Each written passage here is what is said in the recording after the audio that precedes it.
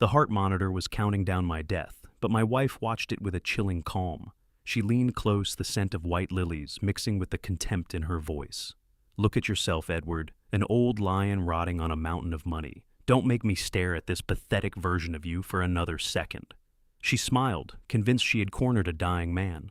But she had no idea the button on my chest was recording every insult, the same words that would drag her from a luxury mansion straight into a dark prison cell. "Your presence here means more than you know. Tell me in the comments, what country or city are you from? Let's see how many corners of the world this story has reached." Note some elements of this story are fictional, added for narrative and educational purposes. Any similarity to existing names or locations is coincidental, but the lesson inside it belongs to all of us. The heart monitor beeped at exactly 11 counts per minute. I know because I counted them.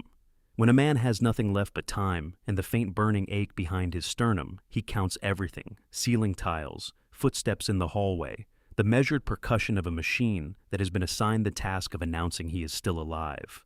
Room 412, Houston Methodist Hospital. VIP wing 12th floor. The kind of room that smells of fresh orchids and institutional antiseptic in equal measure, a combination I had come to associate over 3 weeks with the particular theater of serious illness. The orchids were Victoria's, white, cold, perfect. I had not touched the cards she sent with them. Outside the window, Houston was waking up in its slow coastal way, the skyline emerging from morning haze, steel towers catching the first flat light of a December dawn. I had watched this view every morning for 22 days. I had counted the buildings too. The diagnosis was not what occupied my mind. Acute myeloid leukemia, aggressive subtype. Dr. Raymond Cole had delivered it 11 days before my admission, sitting across from me in his office with his hands folded on the desk, the posture of a man who has rehearsed difficult conversations until they no longer frighten him, though they still cost him something. "It's 6 to 8 weeks without a matched donor," he had said, "and with one, a better odds, significantly. Then find one." He had looked at me for a moment. "Your HLA profile is unusual, Edward. We've run the national registry. No unrelated match." No unrelated match. I had filed that phrase away and said nothing. Not because I had accepted it, but because acceptance had never been my first response to an obstacle. What occupied my mind this morning was a phone call. 3 nights before my admission, 11:40 p.m. Victoria's voice carrying clearly through the gap under the study door. I had heard 7 words that rearranged every priority I had carried into that hospital bed. "He needs to sign before he deteriorates." I had stood in the hallway in my robe, hand flat against the wall, and listened to my wife discuss the timeline of my decline with the precision of a project manager. I had not let her see me standing there. I had gone back to bed, closed my eyes, and begun in the silence behind my own breathing to plan. 30 years of morning meditation had given me one reliable skill above all others: the ability to remain completely still while my mind moved at full speed. I used it now, lying in room 412, with the monitor beeping its patient count, my face arranged in the expression of a man surrendering to circumstance. I was not surrendering. I was setting the board. The door at the end of the hallway opened, heels on tile, triple tap, pause. A rhythm I had memorized in the first year of our marriage when it still meant something warm. Victoria, I thought, right on time. I closed my eyes, slowed my breath to 8 counts per exhale, and let the performance begin. She came in carrying white lilies. Not because she knew they were my favorite. I had told her once in the 2nd year of our marriage that I preferred simple flowers to elaborate arrangements. She had remembered. That was the thing about Victoria that had always unsettled me, even in the years when I still called it admiration. She remembered everything useful and discarded everything that wasn't. "Good morning, darling." She set the lilies on the windowsill beside the orchids and turned to me with the smile she reserved for rooms that might be watching. Warm, concerned, perfectly calibrated. "Morning," I said. My voice came out thin, not entirely performance. The ache behind my sternum had been real since day one. She sat in the chair beside the bed and took my hand. Her fingers were cool and dry. She smelled of the French perfume I had bought her on our 5th anniversary, which she had continued wearing long after I suspected she had stopped thinking of it as mine. "How did you sleep?" she asked. "Poorly," I said. "The medication." She nodded her thumb, moving across my knuckles, in a gesture so practiced it had become reflex. Dr. Cole called me this morning. He said your numbers are down again. He mentioned that. Edward. She leaned slightly forward.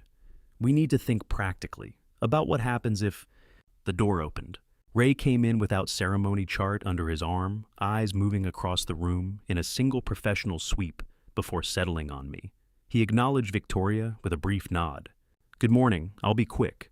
He pulled a single form from the chart and placed it on my bedside tray. Edward, this is a standard hypo authorization form. It allows Victoria to receive updates on your medical status directly from our nursing team. Given your current condition, it simplifies communication considerably. Victoria's hand, still holding mine, went very slightly still. I picked up the form. I read it slowly, or appeared to. In reality, Ray and I had reviewed an identical form the night before at 11 p.m., speaking in low voices about exactly what signing it would and would not accomplish. Of course, I said. I signed. Victoria exhaled, barely audible, the sound of a woman releasing tension she had not wanted visible. Thank you, she said to Ray. We'll be in touch, he said. Then to me, his eyes holding mine 1 second longer than the conversation required. Rest well, Edward. He left. Victoria squeezed my hand. I'm glad that's handled, she said softly. Now I can stay properly informed, take care of you the right way. I know you will, I said. I looked at the lilies in the window.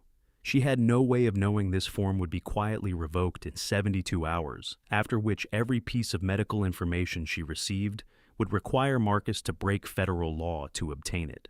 The first piece of the trap had been placed. Victoria left at 9:15, exactly 40 minutes after she arrived. I knew her schedule the way I knew the monitors beeping by repetition, by patience, by the particular attention a man develops when he understands that the person across the table is playing a different game than the one on the board. Claire came in 7 minutes later. She moved the way she always moved, quietly, efficiently, taking stock of the room before she spoke.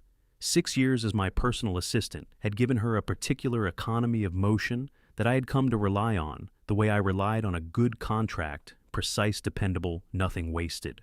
She set the morning papers on the bedside table and began organizing the breakfast tray without being asked. Victoria seemed satisfied, she said, not a question. She was, I said, hand me the Chronicle. Claire passed it without comment. I turned to the business section, habit 35 years of it, and scanned the headlines. Quarterly earnings, a federal infrastructure bill, a real estate dispute in Galveston County. And then on page 7, a photograph stopped me cold. It was a small image accompanying an article about a federal financial litigation conference in Dallas. 3 attorneys standing outside a courthouse mid-conversation, caught by the camera in an unguarded moment. The caption named them left to right. I didn't read the caption first. I read the wrist.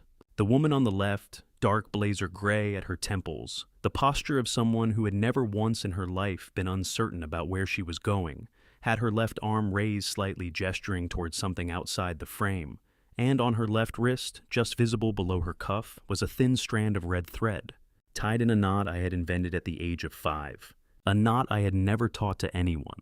My hand went flat against the page. I had tied that knot myself on a February night in 1971, in a room that smelled of floor wax and baby powder, with a piece of thread pulled from the hem of my own shirt. I had wrapped it around a tiny wrist and whispered something I no longer remembered word for word, but had never forgotten in feeling. I'll find you.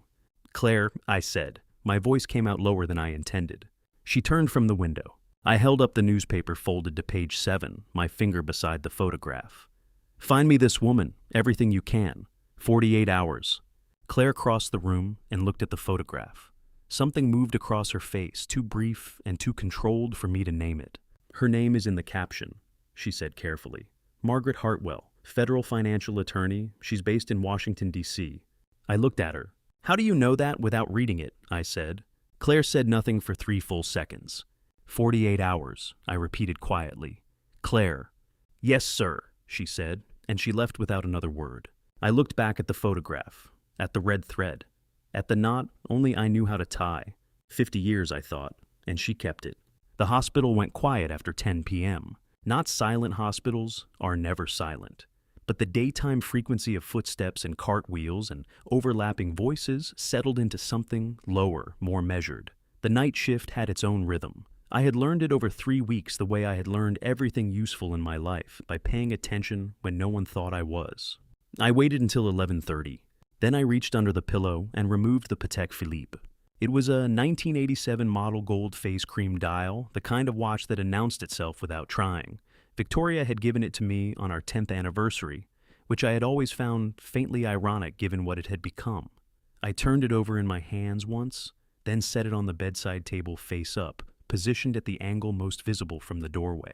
The Patek was a decoy. Inside its casing was a small RF transmitter, enough signal to register on a handheld detector, not enough to actually record anything. I had arranged this through a man named Doyle, a private security contractor Ray had used twice before on sensitive corporate matters, who arrived on day 9 dressed as a medical equipment technician and left 40 minutes later with nothing that wasn't already there. If Marcus swept the room, and I was certain he would, because Marcus was careful in the way that small, ambitious men are careful, he would find the watch, disable it, and leave, believing he had neutralized the threat. He would be wrong. The actual recording device was the third button on my hospital gown. A MEMS microphone circuit board, thinner than a playing card, cellular uplink to an encrypted server in Dallas. Claire brought a fresh gown every morning and took the previous one out in the laundry bag. Each evening in the parking structure on level 2, she transferred the day's audio files to the server. The arrangement was legal.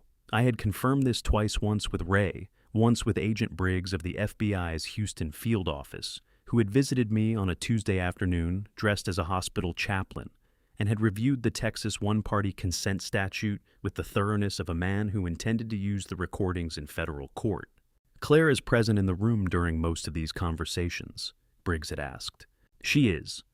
Then she's a consenting party. Everything captured is admissible.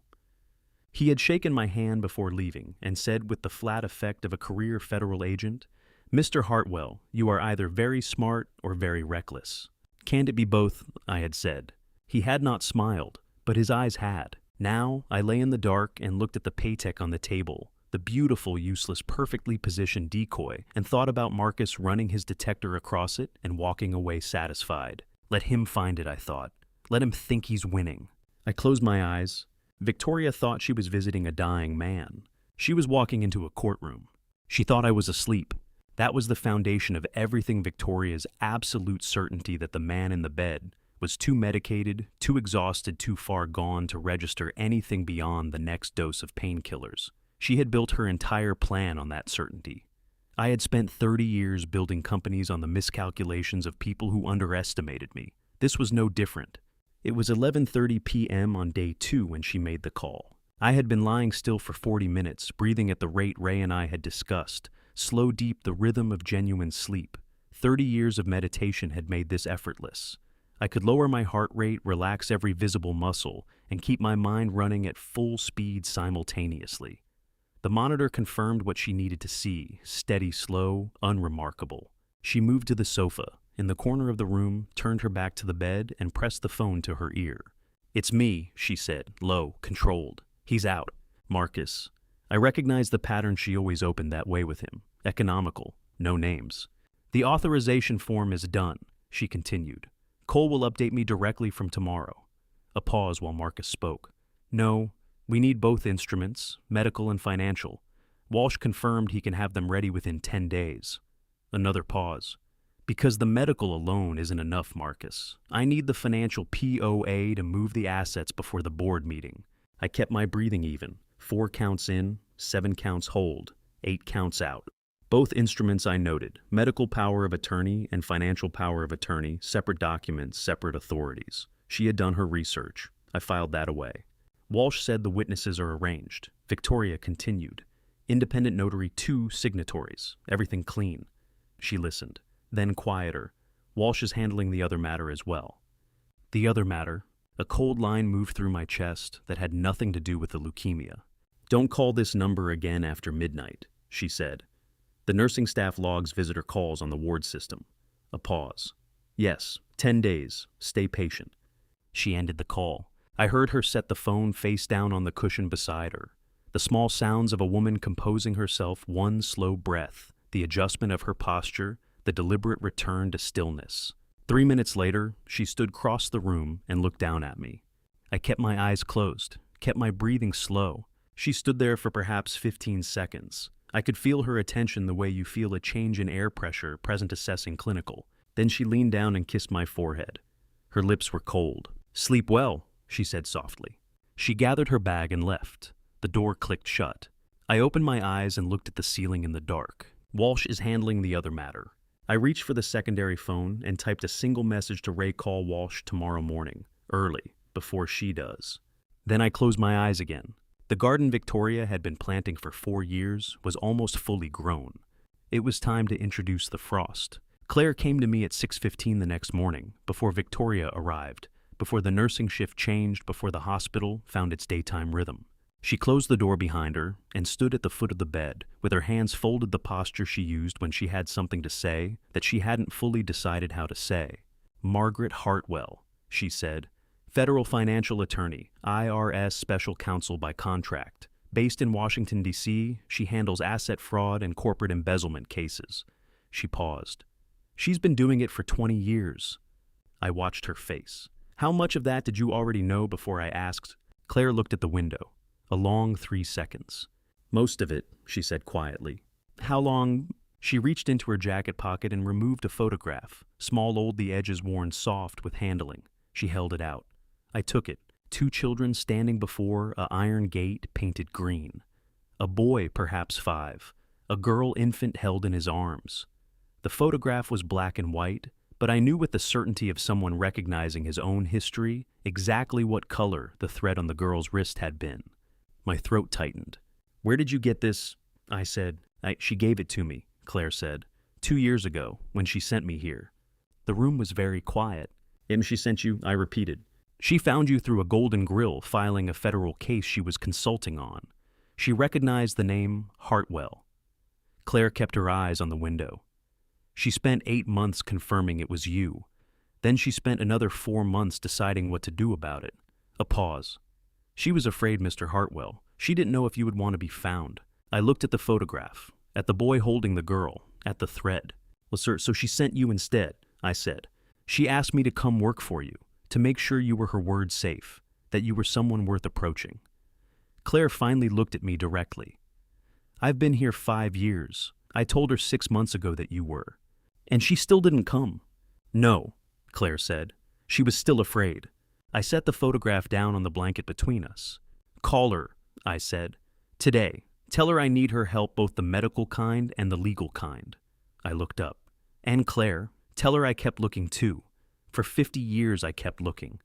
Claire picked up the photograph and carefully returned it to her pocket.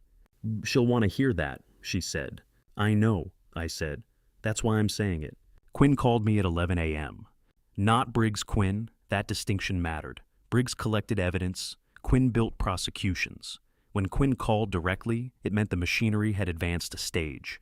Gerald Quinn, Assistant U.S. Attorney, Southern District of Texas. His voice was flat and deliberate, the voice of a man who had trained himself not to let inflection reveal anything before he was ready. "Agent Briggs tells me you refuse to move on the penthouse footage." "It's correct," I said. "Walk me through your reasoning." "If you arrest now, Walsh disappears into a privilege argument for 8 months. Marcus takes a lesser plea before you build the full picture. Victoria's defense finds a procedural gap, and she walks in 36 months. I paused. "I don't want Victoria to walk in 36 months. "What do you want?" "Every layer on the record," I said. "The POA fraud, the asset transfers, medical tampering, all of it documented before a single arrest is made." I kept my voice even. "I want a jury to hear the full 4 years, not a summary."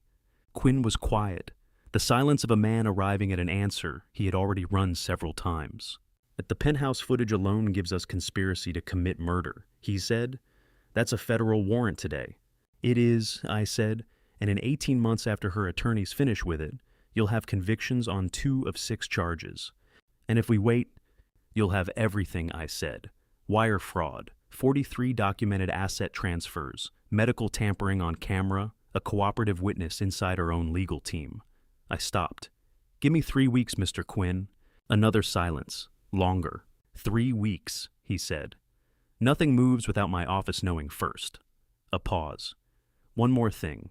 You need eyes inside that penthouse before the next meeting, not just audio-video. If they discuss the medical modification on camera a second time, it closes every argument her defense will make about the first recording." I know, I said. I'm handling that today. Yeah, how we A pen, I said. A brief silence. Quinn did not ask the follow-up question. Keep Briggs informed, he said, and he ended the call. I typed a message to Claire. I need a Mont Blanc pen. Black lacquer, identical to the ones already on Marcus's conference table. Tonight. Her response came in 4 minutes. I know the model. I've been in that conference room. I'll have it by tonight. I read the message twice. She had been in his conference room. She had noted the pens on the table. She had filed it away and said nothing, waiting for the moment it would be needed. 6 years of that. 6 years of Claire moving quietly through every room that mattered, seeing everything, storing what was useful, asking nothing in return. I typed back, "Thank you, Claire." She didn't respond. She never responded to thank yous. She simply moved to the next thing that needed doing, which was, I had come to understand, its own kind of answer. The penthouse was on the 40th floor of a building 3 miles from the hospital. I knew this because Claire had followed Victoria there twice in the past week, quietly at a distance the way Claire did everything. The building had a rooftop bar visible from the highway. Marcus had leased the unit 18 months ago, 4 months after Victoria and I returned from our last trip together. I had noticed the timing later. At the time, I had noticed nothing. That was the version of me I was done being. Claire had placed the pen on Marcus's conference table 2 days before the meeting. Access had come through the building's facilities. Manager Claire had arranged a routine inspection visit under Golden Grill's corporate property division, which held a service contract with the building. She was inside for 11 minutes. A Mont Blanc black lacquer, identical to the 3 others already in the cup beside the notepad. Inside its barrel was a camera the size of a grain of rice transmitting to a receiver in Claire's bag in the parking structure below. I watched the feed from my secondary phone propped against the water pitcher on my bedside table. The meeting began at 2 p.m. Walsh arrived first, charcoal suit, briefcase the careful expression of a man who had not yet decided which side of a line he was standing on. Victoria came in 2 minutes later. Marcus poured wine without asking. The documents, Victoria said, no preamble. Walsh opened his briefcase and laid 2 folders on the table. Medical power of attorney and financial and business power of attorney, both complete.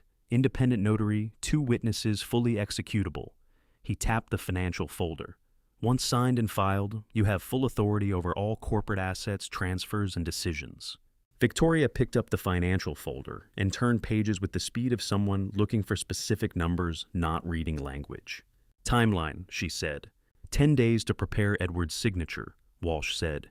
Given his current condition, we present it as routine estate planning. Marcus leaned back in his chair. And if he's not cooperative? And Walsh chose his words carefully. There are supplementary measures. A competency assessment from an independent physician, Dr. Howard Bellamy, has agreed to evaluate.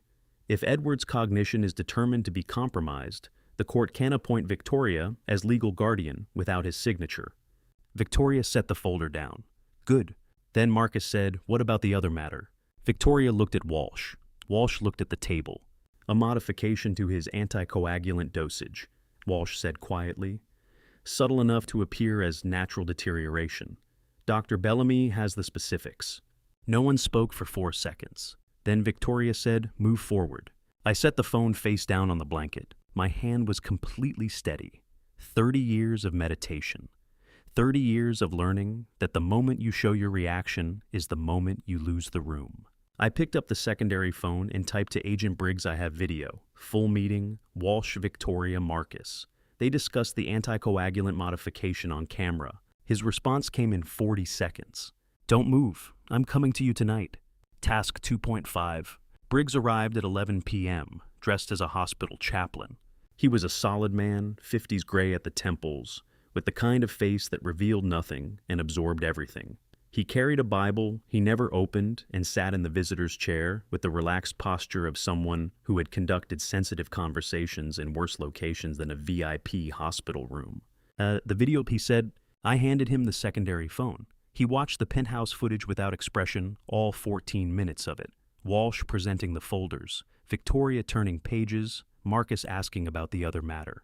The 4-second silence before Victoria said, move forward. When it finished, he handed the phone back. That's conspiracy to commit murder, he said. First degree, Federal jurisdiction because the anticoagulant modification constitutes tampering with medical treatment across state-licensed facilities. He paused. We can arrest all three tonight. No, my Sid. He looked at me. Not yet, I said. If you move now, Walsh disappears into his attorney's office, Marcus takes a plea, and Victoria walks out in 3 years on a technicality her lawyers will find before Christmas. I kept my voice level. I want the full picture on the record, every layer, the POA fraud, the asset transfers, the sample tampering, all of it visible before anyone is arrested. Briggs was quiet for a moment. You're asking me to let a murder plot develop further before I stop it. I'm asking you to let it fully document itself, I said. There's a difference. Not always, he said. In this case, there is, I said. Because I'm still alive, Agent Briggs, and I intend to stay that way. The transplant will happen before they can execute their medical plan. I'll make sure of that. What I need from you is a wiretap authorization covering Victoria, Marcus, and Walsh. Full surveillance. Everything they say from this point forward becomes federal evidence. He studied me for a long moment with the evaluating stillness of a man running calculations. The video alone gives us probable cause, he said finally.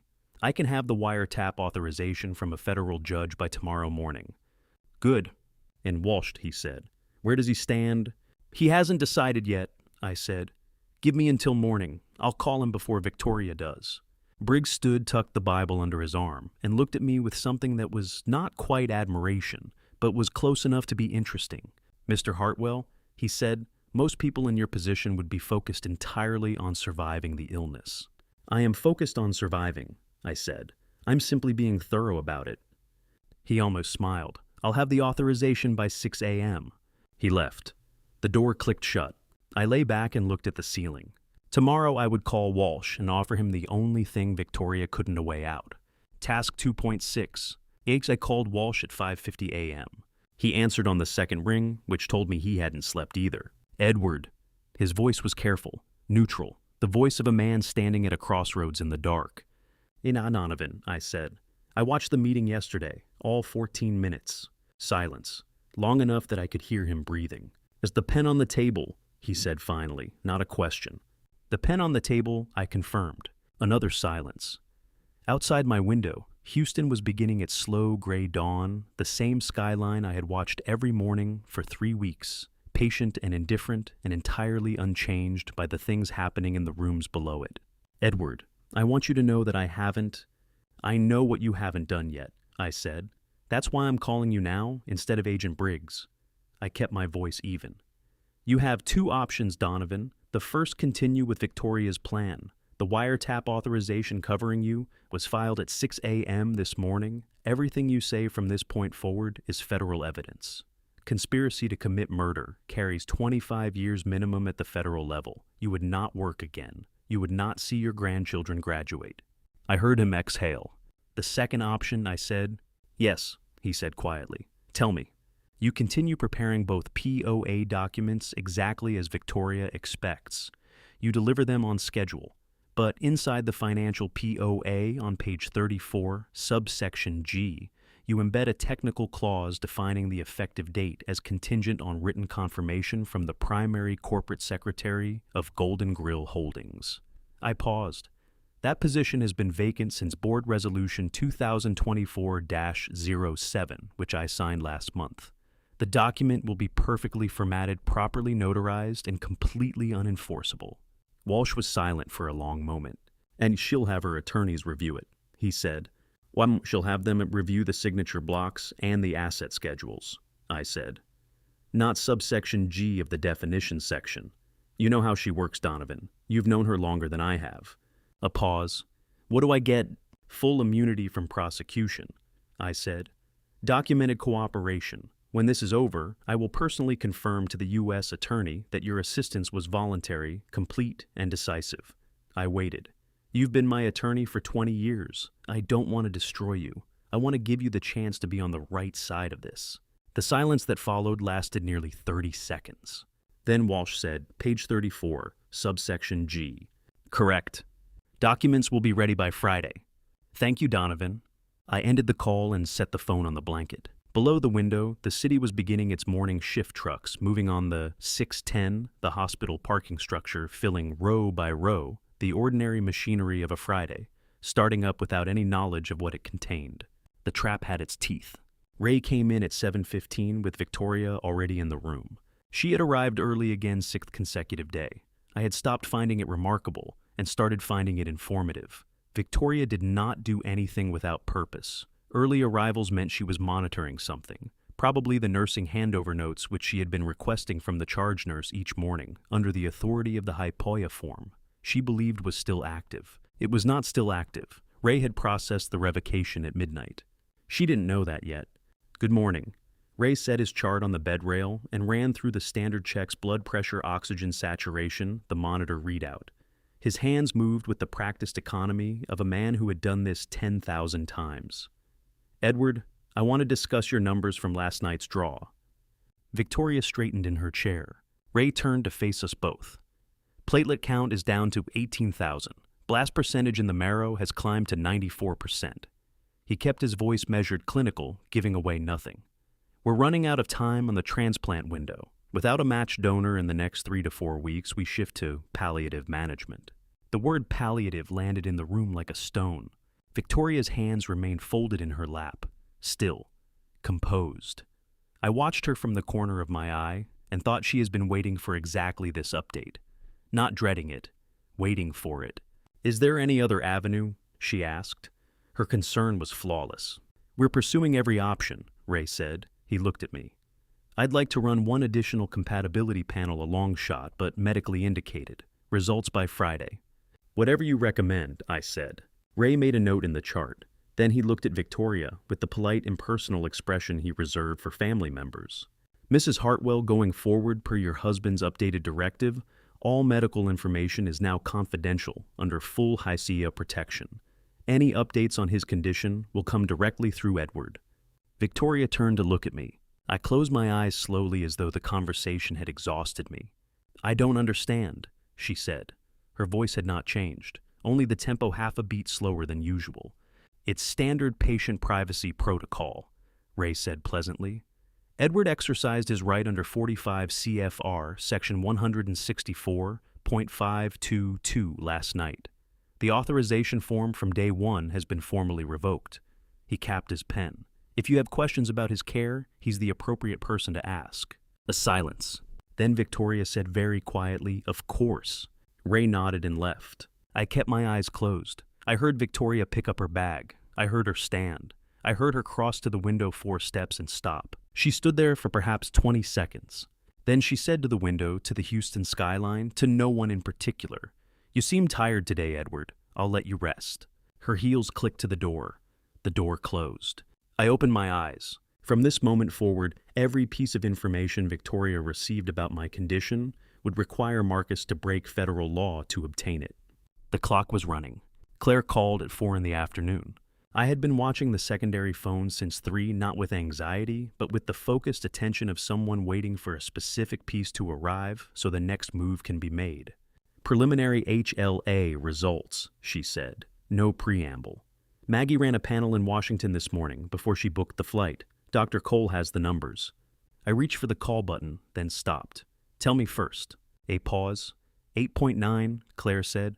"Preliminary, unconfirmed." The monitor beeped. I counted 2 full cycles.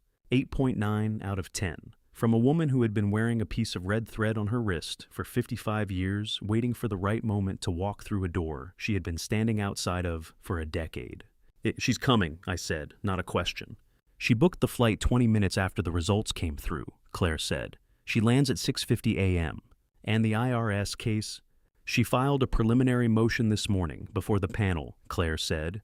"Asset freeze takes effect Friday at 10 a.m. She said to tell you," a pause, the careful pause of someone relaying exact words. "She said I file early. It's how I work." Something moved in my chest that had nothing to do with the leukemia. "She'll want the full evidence package when she arrives," I said. "The penthouse video, the Walsh recordings, everything Briggs has authorized for sharing." "I'll have it ready," Claire said. "Claire," I stopped. "Yes." "You've been managing 2 separate operations for 6 years," I said. "Mine and hers, without either of us knowing about the other. A silence. Someone had to, she said simply. I looked at the orchids on the windowsill, white, cold, entirely unaware of what was arriving in 11 hours. Get some rest, I said. Tomorrow is going to be a long day. I don't rest before long days, Claire said. I prepare for them. She ended the call. I set the phone on the blanket and looked at the ceiling. 8.9, preliminary. By morning it would be confirmed. Walsh arrived at 2 in the afternoon on Thursday, the day before the board meeting, with Victoria beside him and the documents under his arm. I had been expecting them. I had arranged my face accordingly, the particular expression of a man who is present but only barely, whose attention drifts at the edges, whose grip on the sequence of events is loose enough to be managed by people with better intentions than his own. Victoria set her bag on the visitor's chair and smiled at me. Donovan has the paperwork we discussed, darling. Just some routine estate planning, nothing complicated. Of course, I said. Walsh laid 2 folders on the bedside tray. He opened the first medical power of attorney, 31 pages, and walked through the key provisions with the unhurried clarity of a man who has explained legal documents to tired people for 30 years. Treatment decisions, end-of-life directives, the standard language of incapacity planning. I signed where he indicated, slowly, without question. He opened the second folder. Financial and business power of attorney, 47 pages, tabbed, notarized, 2 independent witness signatures already in place. This one covers corporate decisions, asset management, and any transfers or restructuring required during your period of incapacity, Walsh said. It's comprehensive. Victoria would have full authority to act on Golden Grill's behalf. Victoria was watching me with the careful attention of someone monitoring a performance they have directed. I picked up the folder and began reading. Page 1, page 2, the asset schedule on page 8. I paused there, made a small sound of effort, turned the page. Page 15, the indemnification clause on page 22, which I read twice with the visible slowness of a man whose concentration is unreliable. Page 34, subsection G, definition of effective date and activation conditions. The language was immaculate. Walsh had embedded it with the precision of a surgeon, a single sentence grammatically consistent with everything around it, defining the instrument's effective date as contingent on written confirmation from the primary corporate secretary of Golden Grill Holdings, as designated by Board Resolution 2024-07, the position that resolution had eliminated. I read subsection G twice, then I turned to page 35 and kept going. At page 47, I set the folder down and reached for the pen. "That this is thorough," I said.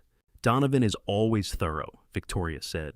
I signed. Clean, deliberate, the same signature I had put on 35 years of contracts. Walsh collected both folders and returned them to his briefcase with the careful movements of a man who understood exactly what he was carrying and why. "Get well soon, Edward," he said. "Thank you, Donovan." Victoria leaned down and kissed my cheek. "I'll be back this evening," she said. They left together. The door clicked shut. I looked at the ceiling. Page 34, subsection G. The document Victoria was carrying out of this room would never give her a single thing she wanted. The secondary phone rang at 10 p.m. Not a message, a call. Unknown number, Washington, D.C. area code. I had been waiting for it since Claire called me at 5 to say she's flying tonight. She'll call before she boards. I answered on the first ring. Edward Hartwell. A woman's voice. Clear, unhurried, with the particular quality of someone who had chosen every word before dialing. "Yes," I said. "This is Margaret." A pause. "Your sister."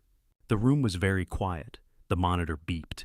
I counted 3 cycles without speaking, not from hesitation, but because 60 years of building things had taught me that some moments deserve more space than the instinct to fill them. "Maggie," I said finally. A breath on the other end. Small. Controlled. "Claire told me everything," she said. "The leukemia, Victoria, the FBI wiretap, Walsh, and the documents." Another pause. "I've been building an IRS case against Golden Grill's offshore transfers for 14 months. I didn't know it connected to you until 3 weeks ago when Claire gave me the full picture." "How much have you found?" I said. $42 million across 43 transactions over 4 years, she said. "Shell companies in Delaware and the Cayman Islands. The paper trail is deliberately complex, but not complex enough." A beat. "Edward, she's been planning this since before your diagnosis." I looked at the orchids on the windowsill, White cold perfect. I know, I said. I filed a preliminary IRS motion this morning, Maggie said. Asset freeze takes effect Friday at 10 a.m. I wanted you to know before it hit her accounts. You filed already. I file early, she said. It's how I work. Something moved in my chest, recognition perhaps. The particular satisfaction of meeting someone whose instincts match your own. The HLA test, I said. Claire mentioned you ran a preliminary panel. In D.C. yesterday morning, she said. Preliminary results show high compatibility. I need a full panel with your samples to confirm Ray Cole can run it when I arrive. A pause. I'm at Dulles now, boarding in 40 minutes. You're coming tonight. I've been trying to come for 10 years, she said quietly. Tonight I'm actually doing it. I closed my hand around the edge of the blanket. Maggie, I said. Yes. I named the company Hartwell so you could find me. I stopped. I want you to know that. The silence that followed was different from the ones before, it not careful, not calculated. Just full. Claire told me, she said. Her voice had changed, still controlled, but only just. She told me that was why. Then you knew before you called. Yes, she said, but I needed to hear you say it. The answer was always yes, I said. From the first day, whatever you were afraid to ask, the answer was always yes. She didn't speak for a long moment. I'll be there by 7 a.m., she said finally. I'll be awake, I said. Marcus came into the hospital at 2:17 p.m. on a Tuesday. I know the exact time because Claire was watching from the third-floor corridor camera, feeding the timestamp to her laptop in the parking structure below. She sent me a message when he entered through the stairwell door. He's in. Gray jacket, baseball cap, low. She did not need to tell me what he was looking for. I had been in MRI for the past 40 minutes, a scheduled scan arranged by Ray 2 days earlier, its timing not coincidental. The procedure gave Marcus 8 minutes in room 412 without me in it. We had mapped the window carefully. Marcus had mapped it too, which told me he had access to my medical schedule through someone on the hospital administrative staff. I filed that detail for Quinn. He moved to the bedside table first. The Patek Philippe was where I had left it, face-up positioned at the angle most visible from the doorway, the RF transmitter inside its casing, broadcasting its small patient signal. Marcus produced a handheld detector from his jacket. Consumer grade, the kind available online, adequate for what he needed. He swept the windowsill, the television mount, Victoria's chair, the ventilation register above the bathroom door, then the bedside table. The detector responded to the watch. Marcus picked it up, turned it over, and opened the back casing with a tool he had brought specifically for this purpose. He located the microcircuit. He removed it. He reassembled the watch and returned it to the table at precisely the angle he had found it. He said to no one, "Stubborn old man." He did not look up when he said it. The camera mounted inside the door frame, 40 degrees downward angle, 6-foot range, positioned by the same equipment technician who had installed the RF transmitter, recorded his hands, his face in 3/4 profile, and his exit at 2:24 p.m. 7 minutes total. Claire sent the footage to Briggs at 3 p.m. with a note. He took the bait. Camera got everything. I replied from the MRI recovery area, still in the hospital gown, reading her message on the secondary phone. What are the charges? Her answer came in 2 minutes precise as everything she did. Criminal trespass in a restricted medical facility. Tampering with personal property. Adding to the federal package now. I set the phone down. Marcus had found exactly what I had placed for him to find. He had disabled exactly what I had placed for him to disable. He had walked out of room 412, satisfied that he had neutralized the threat. The third button on my hospital gown had recorded every second of it. Maggie arrived at 6:52 a.m. I watched her on the lobby camera feed from my secondary phone. She came through the main entrance with a leather document case over one shoulder and the particular forward lean of someone who had already decided where she was going before she walked through the door.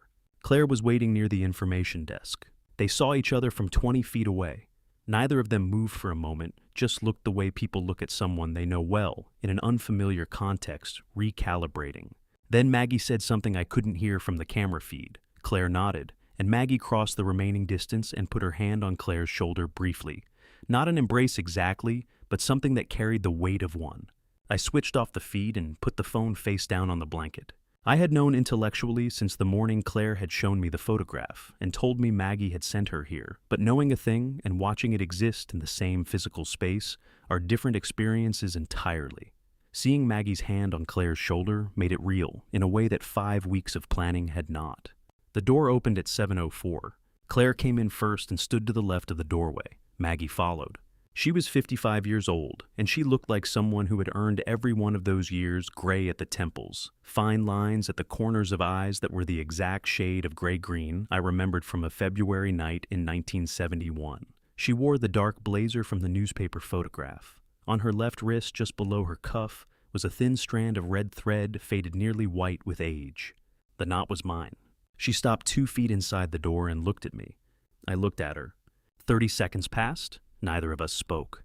Claire looked at the window. Then Maggie crossed the room, sat in the chair beside the bed, and reached over and took my left hand, not the way Victoria took it with cool fingers and practiced warmth, but with both of hers, the way you hold something you were afraid you would never find. She looked at the thread on my wrist, the one I had tied for myself 6 months ago, when I had first allowed myself to believe she might be alive. Same knot. Same color, brighter because it was newer. She didn't cry. Neither did I. "You look terrible," she said. "So I've been told," I said. Something shifted in her expression, the composure cracking just slightly at the edges enough to show what was underneath it. "I stood outside your building," she said, 10 years ago, 45 minutes. "I know," I said. "Claire told me." "I should have come in." "Yes," I said. "You should have." I looked at her hands holding mine. "But you're here now." She nodded once. Then she opened her document case. "Tell me everything Victoria has done," she said, "from the beginning." We talked for 3 hours. Maggie opened her laptop on the bedside table and worked the way I imagined she worked in every federal case she had ever built, methodically. Without emotion, moving through evidence with the focused patience of someone who understood that the difference between a conviction and an acquittal was almost always a detail someone else had considered too small to matter. I gave her the penthouse video. She gave me the IRS, transfer records, 43 transactions, color-coded by date and destination, the kind of document that represented months of work made to look simple. I told her about Walsh and page 34. She told me about the Delaware shell company that had received 11 of Victoria's transfers and existed on paper as a catering supply company with no employees and no physical address. I told her about Agent Briggs and the wiretap authorization. She told me she had already spoken to Briggs at 5 a.m. from the airport. They had worked together on a federal fraud case in 2019 and had apparently a productive professional relationship built on mutual efficiency and minimal small talk. "He said you were either very smart or very reckless," she said. "He said the same thing to me," I said. "What did you tell him?" "That it could be both." She looked at me over the top of her laptop. "It can't be both. Smart means you've accounted for the variables. Reckless means you haven't." "Then call it aggressive calculation," I said. She considered this. "That's acceptable." At 9:15, Ray came in, stopped when he saw Maggie, and then composed himself with the speed of a man who had learned not to show surprise in front of patients. "Dr. Cole," Maggie said, "I'm Margaret Hartwell. I believe we have a HLA panel to run." Ray looked at me. I nodded. "Full compatibility panel," he said. "I'll have the kit here within the hour." While Ray was gone, Maggie closed her laptop and looked at me directly the first time since she had arrived that she had stopped working long enough to simply look. "Are you frightened?" she said. "Of the transplant? Of any of it?" I thought about the question honestly the way I had learned to think about difficult questions, without the instinct to perform confidence, without the habit of deflection. "No," I said. "I was frightened 3 weeks ago in the first night after the diagnosis before I had a plan." I looked at the window. "I'm not frightened of things I can affect. And the things you can't—" I looked at her. "I found you," I said. "After 50 years. If that was possible, I've stopped maintaining a list of things that aren't." Maggie was quiet for a moment. Then she opened her laptop again. "The IRS freeze order," she said. "I want to walk you through the exact sequence for Friday." Show me," I said. Ray returned at 10:15 with the HLA kit, and a man I had not seen before, mid-40s, dark jacket, the kind of unremarkable appearance that is itself a kind of professional credential. "Agent Briggs asked me to bring someone," Ray said. He gestured toward the man. "This is Assistant U.S. Attorney Gerald Quinn. He's handling the federal prosecution." Quinn shook my hand, then Maggie's. Ms. Hartwell, I've read your IRS filing. It's thorough? It's complete, Maggie said. There's a difference. Quinn almost smiled. He pulled a chair to the foot of the bed and opened a slim folder. I want to walk through the prosecution framework before Friday. 3 parallel tracks, IRS, FBI, and corporate. They need to activate in sequence or the defense finds gaps. It's show me, I said. He laid a single page on the blanket, a timeline clean and spare. Track 1 IRS asset freeze, Friday 10 a.m. Maggie's order covers Victoria's personal accounts, the Delaware shell, and 2 Cayman vehicles we've identified. $42 million frozen pending criminal investigation. He moved his finger down the page. Track 2 FBI arrests. Marcus and the lab technician are taken at the moment of the sample tampering. We need the act on camera to add the federal tampering charge to the conspiracy count. That happens between 1 and 2 a.m. Friday morning. Another movement. Track 3 the board meeting, 2 p.m. Friday. Walsh presents the financial POA. The hidden clause on page 34 is discovered by the corporate legal member independently. The POA is void. Victoria has no standing. All 3 tracks within 4 hours, I said. Correct, Quinn said. If anyone moves early, the others lose their evidentiary value. Victoria's defense will argue coordination. We need each track to appear independent. Maggie looked up from her laptop. The wiretap recordings from Thursday night Victoria, confirming the sample swap with Marcus. Those go to the jury as the connective tissue between all 3 tracks. Exactly, Quinn said. Ray had been running the HLA panel during this conversation, quiet, efficient, the needle in Maggie's arm, and the samples labeled and sealed with the chain of custody documentation that the NMDP protocol required. He capped the final vial and looked at me. Preliminary read in 4 hours, he said. Full confirmation by tomorrow morning. And the real transplant, I said.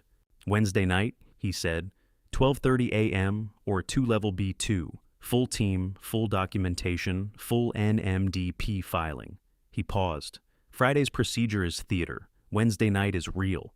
The room was quiet for a moment, the 4 of us holding the weight of what Wednesday night meant. Then Maggie closed her laptop, looked at Quinn, and said, Friday, all 3 tracks, simultaneous. Quinn nodded. Simultaneous. I looked at the window. 3 days. Then we're ready, I said. Victoria made her mistake at 3:17 p.m. on Thursday. The same Thursday, Walsh had delivered the documents at 9 a.m. The same Thursday, the board had convened and left her empty-handed at 2 p.m. The day was not finished with her yet. She made it in the family waiting area, on the 12th floor, 20 feet from the nurse's station, 11 feet from the nearest FBI wire tap receiver, in full hearing of a conversation she believed was private. Because Marcus was standing close and speaking quietly, and she had always confused proximity with safety.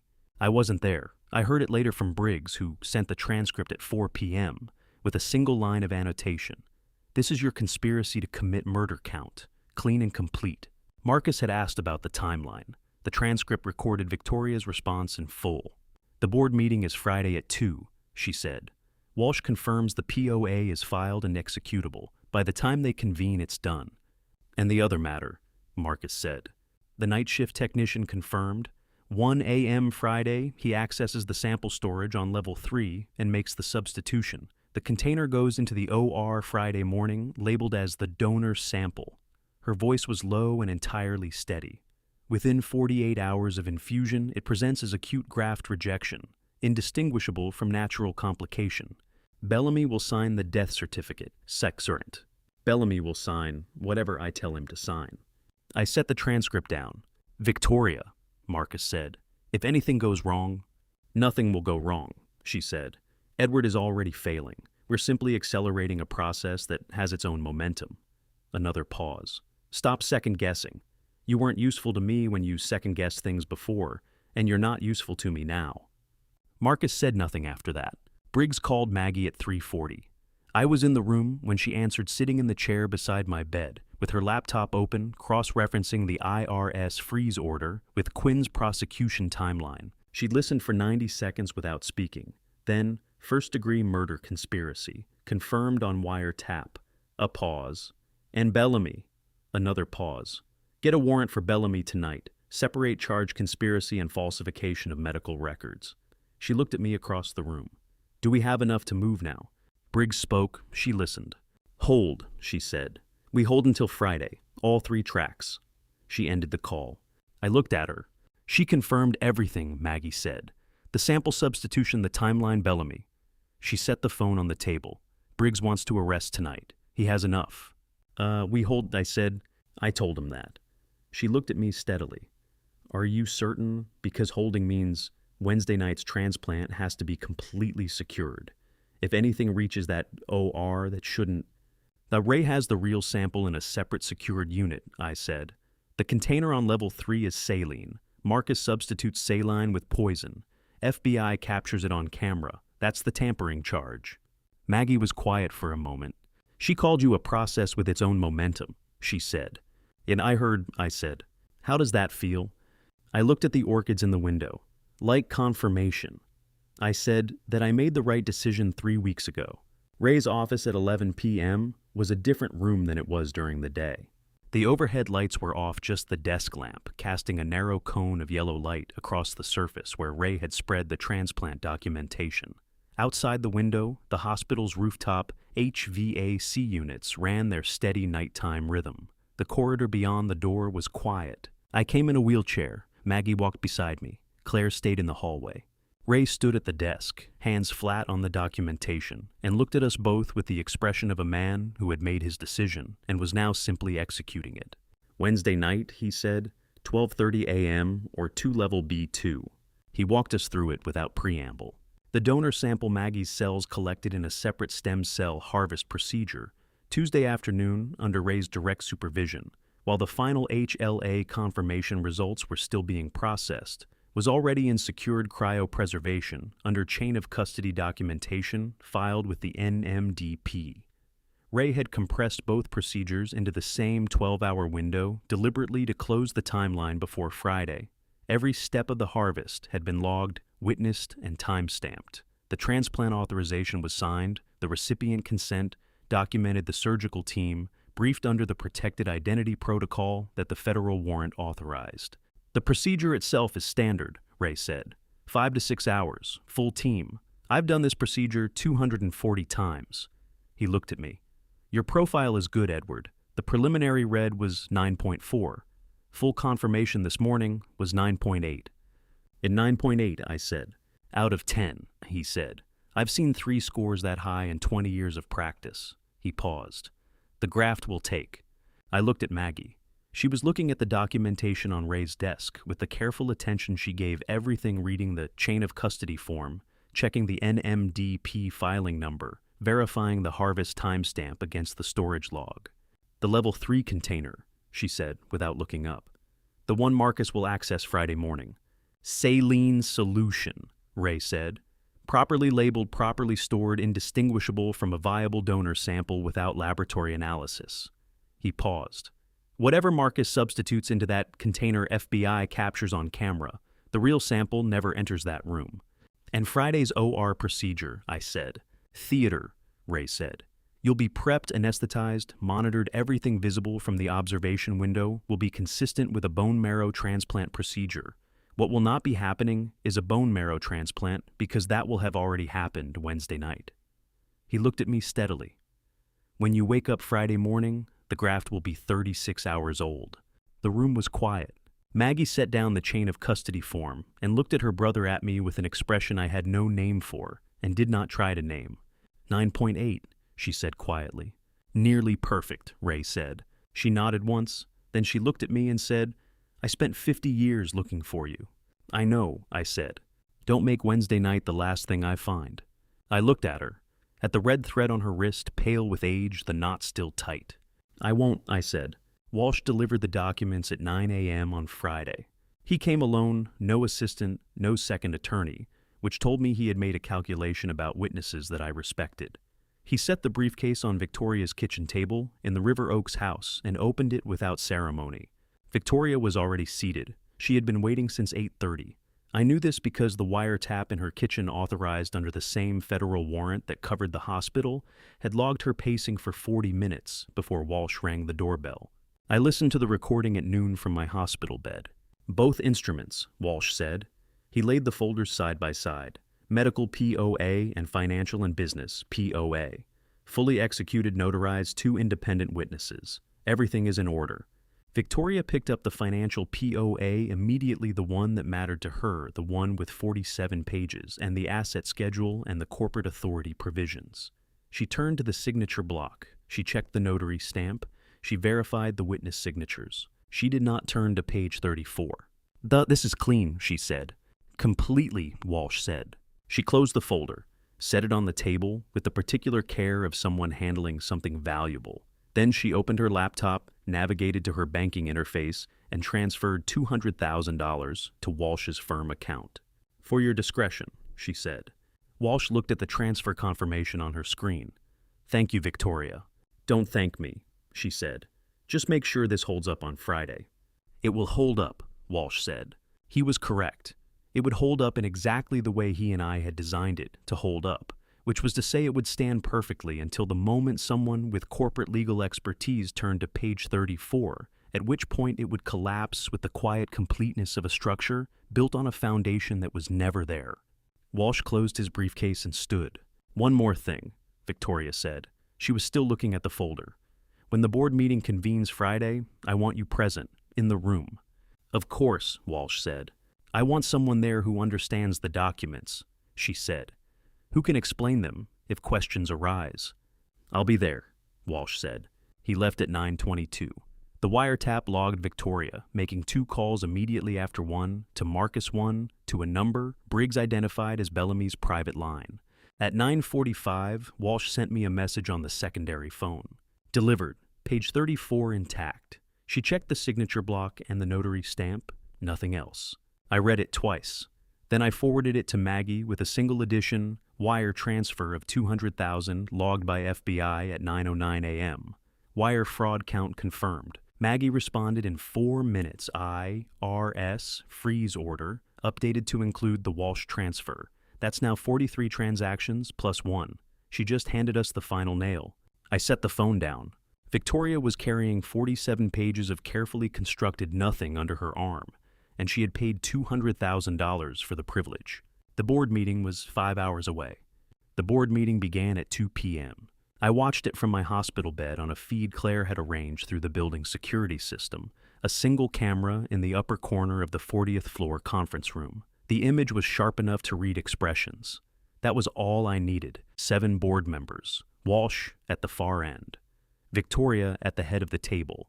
The financial POA folder in front of her, composed in the way she was always composed when she believed the outcome was already determined. Richard Vance called the meeting to order. Richard was 61, a 20-year board member, and the person I had called on day 4 of my hospitalization at 11 p.m. He had listened without interrupting, asked 4 precise questions, and said, "Tell me what you need." I had told him. He had done it convening this meeting through proper corporate procedure, 5 days' notice, full documentation, every requirement of the company, bylaws satisfied. Item 3, Richard said. Mrs. Hartwell has requested time to present documentation regarding temporary executive authority during the chairman's medical leave. Victoria presented calmly, efficiently, with the rehearsed fluency of someone who had prepared this moment carefully. The medical POA, the financial POA, Walsh's written confirmation, Dr. Bellamy's competency assessment claiming cognitive decline sufficient to warrant surrogate decision-making. The board listened. Then Sandra Okafor, the board's legal affairs member, 26 years in corporate law, picked up the financial POA and began reading. Not the signature block, not the asset schedule, from page 1. The room was quiet while she read. Victoria's hands remained flat on the table. Walsh looked at the window. Sandra turned to page 34. She read subsection G twice. I watched her expression change, a slight narrowing around the eyes, the look of a lawyer who has found something that should not be there. "Donovan," she said, "this effective date clause requires written confirmation from the primary corporate secretary." Walsh turned from the window. "Yes. Board Resolution 2024-07 eliminated that position 8 months ago." She set the folder down. "There is no one to provide the confirmation. This instrument is unenforceable in its current form." Walsh looked at the folder, then at Sandra, then at Victoria, and his expression in that moment was a masterpiece of professional mortification. That clause was carried over from the standard template. I should have caught the conflict with the 2024 resolution. He paused. Sandra, I apologize. This is my error. Victoria did not move. What does this mean? She said. Corporate authority remains with the chairman, Sandra said. The financial POA has no legal effect. I watched Victoria's face on the feed. The composure held, but beneath it something had shifted permanently. I turned off the screen. Round 1, Edward. The real transplant happened at 12:30 a.m. on Wednesday. Ray came for me at midnight, just him and one orderly named Curtis, a quiet man who had worked Houston Methodist night shift for 19 years, and who Ray trusted with difficult things. I transferred from the wheelchair to the gurney in the corridor outside, room 412, and we moved through the hospital's nighttime silence toward the service elevator. Level B2, or 2. The room was fully lit when we arrived, the aggressive brightness of a surgical suite that makes everything outside it feel like a different world. The team was already positioned anesthesiologists, 2 surgical nurses, a transplant specialist Ray had brought from MD Anderson under the Federal Protected Identity Protocol. They worked with the focused efficiency of people who had been briefed thoroughly and had no remaining questions. Maggie was in the anteroom in a surgical gown. She looked up when I came through the door. How are you feeling? She said. Ready, I said. Good. She stood. I'll be here when you wake up. Ray appeared at my shoulder. We need to move Edward. I looked at Maggie at the red thread on her wrist, visible below the surgical gown's cuff. She had not taken it off. I thought about the night I had tied it 55 years ago, in a room that smelled of floor wax and salt air, around a wrist smaller than my 5-year-old hand. Maggie, I said. Yes. When this is over, all of it, I want to go back to Galveston. She looked at me steadily. To where St. Augustine was... The building is gone, I said. But the address is still there. She nodded once. We'll go, together. Ray touched my arm. I lay back and let them wheel me into the surgical suite. The anesthesiologist introduced himself. I appreciated the formality. He explained the sequence clearly. I told him I had 30 years of breath control training. He said that was interesting and administered the anesthetic anyway, which was the correct professional decision. The last thing I registered before the room went away was the overhead surgical light, a wide, flat circle of white that left no shadows anywhere. I woke at 6:40 a.m. The pain was different from the leukemia's burning, cleaner, rawer. The honest ache of a body that has been opened and repaired and is now integrating something new into itself. Maggie was in the chair beside the gurney. Her laptop was open, but she wasn't looking at it. She was looking at me. 9.8, I said. My voice came out rough. You're on 9.8, she confirmed. Ray says the initial indicators are good. I looked at the recovery room ceiling. Friday, I said. Yeah, 36 hours, she said quietly. Rest now. Friday takes care of itself. Victoria called Marcus at 8 p.m. on Wednesday. I know the exact time because Briggs sent me the transcript at 8:45 with a note she's accelerating. Read this carefully. I read it carefully. She had called from her car. The wiretap covered her personal vehicle under the same federal warrant. Marcus answered on the first ring, which told me he had been waiting. The board meeting failed, she said. No preamble. I heard, Marcus said. Walsh made an error, she said. It doesn't matter. The POA is fixable. Sandra said a corrected version with the right corporate structure could be presented at an emergency board session within 10 days. A pause. We don't have 10 days. Friday, Marcus said. Friday, she confirmed. The OR procedure is scheduled for 9 a.m. The sample substitution happens at 1 a.m. You confirmed the technician. Ort, embarstiks das Beidard. Confirmed, Marcus said. He has access to level 3 storage. The substitution takes 4 minutes. Ann Bellamy. Ready, Marcus said. He'll certify the death as acute graft rejection. Natural complication, no investigation triggered. A silence. Then Victoria said something that I read 3 times before I set the transcript down. I've been patient for 4 years, Marcus. I married a man who built everything from nothing and kept every piece of it locked inside his own hands. 4 years of planning, I will not lose this to a clause on page 34. Marcus said, you won't. Make sure of it, she said, and she ended the call. I lay in the recovery room, the graft 30 hours old, the ache present and manageable, and I read the transcript one final time. 4 years of planning, not opportunism, not a decision made after the diagnosis. 4 years. She had been building this while we were still having dinner together, while she was still wearing the perfume I bought her, while I was still telling myself that the distance I felt was something marriages move through naturally. I had spent 35 years reading people across negotiating tables. I had missed this one completely. I picked up the secondary phone and called Maggie. She answered immediately. "I read it," she said. "Briggs sent it to me too." "Well, she confirmed everything on record," I said. "Sample substitution Bellamy the timeline." "The wiretap recording is clean," Maggie said. "Quinn says it's the clearest conspiracy confirmation he's seen in 12 years of federal prosecution." A pause. "Briggs wants to move tonight. He has enough, Edward. More than enough." "No," I said. "We hold until Friday. Blunt." "I know," she said. "I already told him." A beat. "Are you certain?" I looked at the recovery room ceiling. "She said 4 years," I said. "I want every one of those 4 years on the public record before anyone puts handcuffs on her." Maggie was quiet for a moment. "Friday," she said. "Friday," I said. Maggie stayed until midnight. After the calls were made and the transcripts reviewed and the Friday timeline confirmed with Briggs and Quinn, she closed her laptop and sat in the chair beside my recovery bed, and we talked about nothing important for the first time since she had arrived in Houston. She told me about her apartment in Washington, a 1-bedroom in Georgetown, books on every surface, a window that looked out onto a courtyard where someone had planted a fig tree that had no business surviving a DC winter, but did so anyway every year, out of what she described as pure stubbornness. "Sounds familiar," I said. She looked at me. "The tree or the apartment?" "That the stubbornness." She smiled, the first full smile I had seen from her, unguarded, lasting perhaps 3 seconds before her composure reasserted itself. It was enough. It was more than enough. "Tell me about Golden Grill," she said. "The beginning, not the press version."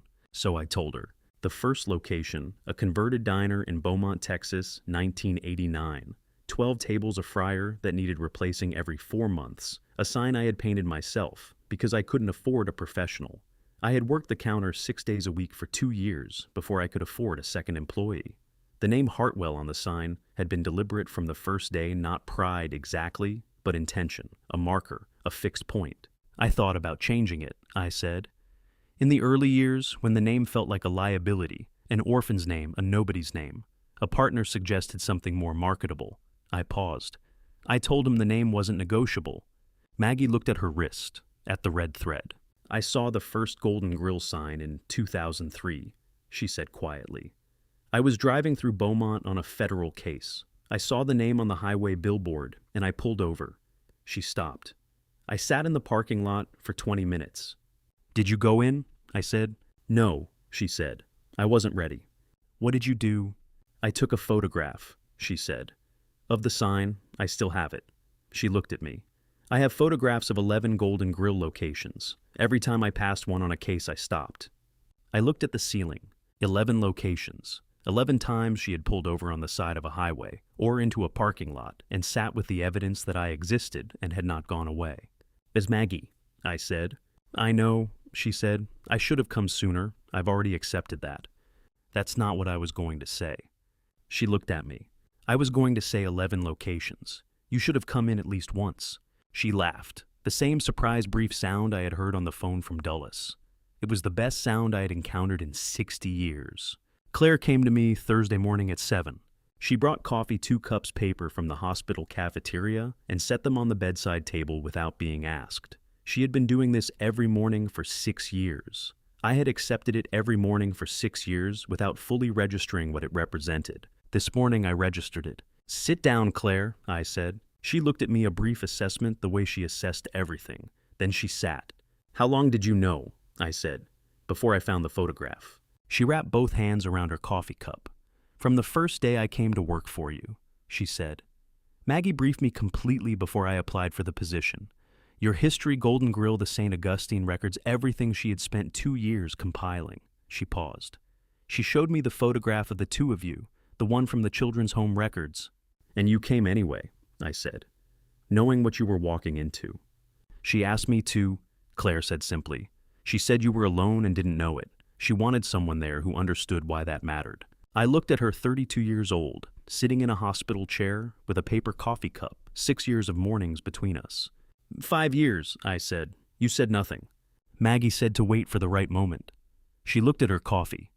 I thought the right moment would be obvious when it arrived. She was correct. What was she afraid of? I said. Specifically, not the general answer. Claire was quiet for a moment. That you had built your life into something so complete that adding a sister to it would feel like disruption rather than addition. She paused. She said her exact words that she didn't want to be the person who showed up at the end and claimed a relationship she hadn't earned. I thought about that. She found me in a federal filing, I said. She ran a 2-year investigation to confirm my identity. She sent you here for 5 years to watch over me. She flew from Washington at midnight, the moment I needed her. I set my coffee down. How is that not earning it? Claire looked up. I asked her the same thing, she said. Last year, she said earning it and feeling like you've earned it are 2 different things. The room was quiet for a moment. She was right about that too, I said. Claire nodded. She stood, straightened her jacket, and picked up her laptop bag with the efficient movements of someone returning to the work that needed doing. At the door she stopped. Mr. Hartwell, she said without turning. For what it's worth, she was right about you too. Everything she told me before I came. A pause. You were worth watching over. She left before I could respond.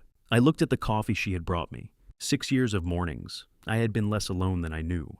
Maggie filed the formal IRS motion at 2 p.m. on Thursday. She called me from the federal building downtown. I could hear the particular acoustic quality of a government corridor in the background, hard floors and high ceilings voices at a distance.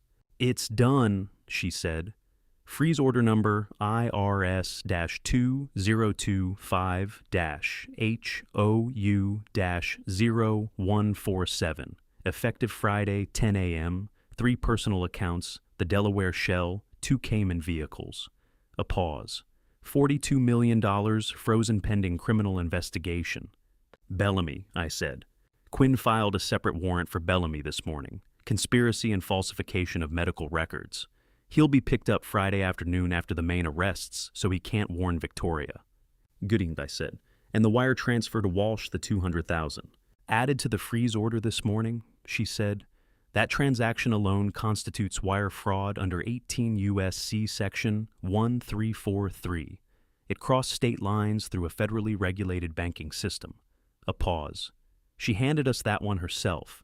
I heard her moving footsteps, a door opening, the background noise changing to something quieter. Maggie, I said. How solid is the case? Airtight, she said, without hesitation, without qualification. I have built federal cases for 22 years. I have never walked into a prosecution with this volume of clean evidence. Another pause. The wiretap recordings alone would convict her. The video from the penthouse meeting, the Walsh documents, the sample tampering footage from Friday morning, each piece independently would be sufficient. Together, they are, she stopped, chose her word, overwhelming. And Marcus's plea, Quinn expects him to approach by Saturday at the latest, she said. Once he's arrested and the charges are read to him, he'll calculate the math within 24 hours. 40 years, federal versus cooperation. He's not loyal to Victoria, he never was. He's been recording her for his own protection since the beginning. I know, I said. That's why I let him keep recording. A brief silence. You knew about his camera in the penthouse, she said. I suspected, I said. A man like Marcus doesn't enter a conspiracy of this scale without an exit strategy. His exit strategy was always the same thing Victoria's, was documentation of the other person's culpability. So you let them record each other, Maggie said slowly. And I recorded both of them, I said. Through the FBI wiretap that neither of them knew existed. Another silence longer this time. Edward, she said. Yes. I want you to know something. Her voice shifted, still precise, but underneath the precision, something unguarded. I spent 22 years building cases against people who thought they were untouchable. I have never once in all that time felt what I feel about this particular case. What do you feel? I said. And satisfied, she said. Completely and entirely satisfied. I looked at the orchids on the windowsill. Tomorrow, they would be the last thing Victoria ever chose for this room. Tomorrow, I said, 10 a.m. 10 a.m., she confirmed. Marcus arrived at level 3 storage at 1:17 a.m. on Friday. I know the exact time because Briggs sent me the FBI camera footage at 9 a.m. 4 angles, full color timestamp, in the lower right corner of each frame. I watched it twice on the secondary phone, while Maggie sat in the chair beside me, reviewing Quinn's final prosecution brief. Marcus came with the lab technician, a man named Gerald Toft, 34 night shift, who had been accepting monthly deposits from an account registered to a shell company Victoria controlled since the previous spring. Toft used his access card on the storage room door. Marcus followed him in. They moved directly to the sample refrigeration unit, no hesitation, no searching. Toft had clearly memorized the location in advance. He opened the unit, located the container labeled Hartwell E, donor, sample, NMMDP chain of custody, and removed it. Marcus opened the bag he was carrying and produced a second container, identical labeling, identical dimensions. Inside it was the immunosuppressant solution that Bellamy had prepared, concentrated enough according to the toxicology report Quinn had obtained from an independent expert to cause acute systemic failure within 48 hours of infusion. Presented as graft rejection in a leukemia patient, it would require a detailed forensic investigation to distinguish from natural complication. Toft made the substitution, 38 seconds. He replaced the original container, the one containing saline, not Maggie's cells, because Ray had moved the real sample to the secured unit on level 6 4 days earlier with Marcus's container. He closed the refrigeration unit. Marcus put the original container in his bag. They were in the room for 4 minutes and 11 seconds total. When they left, 4 FBI agents were waiting in the corridor. I watched the arrest on the footage, clean, fast, professional. Briggs had positioned his team at both ends of the hallway. Marcus turned right out of the storage room and stopped when he saw the agents. He looked left. 2 more agents there. He set the bag down on the floor. He did not run. Whatever else Marcus Reeves was, he was not a man who ran when the mathematics had already resolved against him. Toft was arrested simultaneously. Both men were read their rights in the corridor outside the storage room, on camera with the container of immunosuppressant solution sitting on the floor between them as Exhibit A of a federal tampering charge. I set the phone down. Maggie looked up from the prosecution brief. Briggs confirmed. "And for full footage," I said. "Clean arrest, both in custody." She nodded once and returned to her reading. I looked at the ceiling. The graft was 44 hours old. The transplant that Marcus believed he had just prevented had happened 2 days ago in a room he never knew existed. He had substituted saline with poison. He had handed federal agents the final charge on his own indictment. 3 hours until 10 a.m. I wrote the letters at 3 a.m. The hospital was at its quietest, the particular stillness of an institution between 2 and 4 in the morning, when the night shift has found its rhythm and the day shift is still hours away. I had asked Claire to leave a notepad and pen on the bedside table before she went home. She had left them without asking why. I wrote 3 letters by hand. My handwriting was worse than usual. The graft and the medication made my fingers slightly unreliable, but legible. I had always believed that handwritten letters carried a weight that typed documents couldn't replicate. 35 years of contracts had not changed that belief. The first letter was for Claire, 6 years of mornings. I looked past you for most of them, not because you weren't visible, but because I had trained myself to look past people who were consistent. Consistency, I told myself, was infrastructure. I was wrong. You were not infrastructure. You were the steadiest thing in a room full of things designed to move. I am sorry it took a hospital bed for me to see the difference. Thank you for staying anyway. The second letter was for Maggie. You gave me bone marrow. You gave me 55 years of red thread. You gave me a sister who showed up with a federal case file and a laptop, and the particular efficiency of someone who had been waiting to be useful for a very long time. I don't have language adequate to the thing you gave me, so I'll say only this: the answer was always yes. It always will be. The third letter took longest. Not because I had more to say to Victoria, I had less, but because the things I had less to say required more precision than the things I had more to say. I loved you. That is not a performance or a strategy or a component of anything I planned in room 412. It is simply true, and I wanted you to have it in writing because I think you stopped believing it somewhere in the 4 years you were planning this, and I want the record to be accurate. I loved you.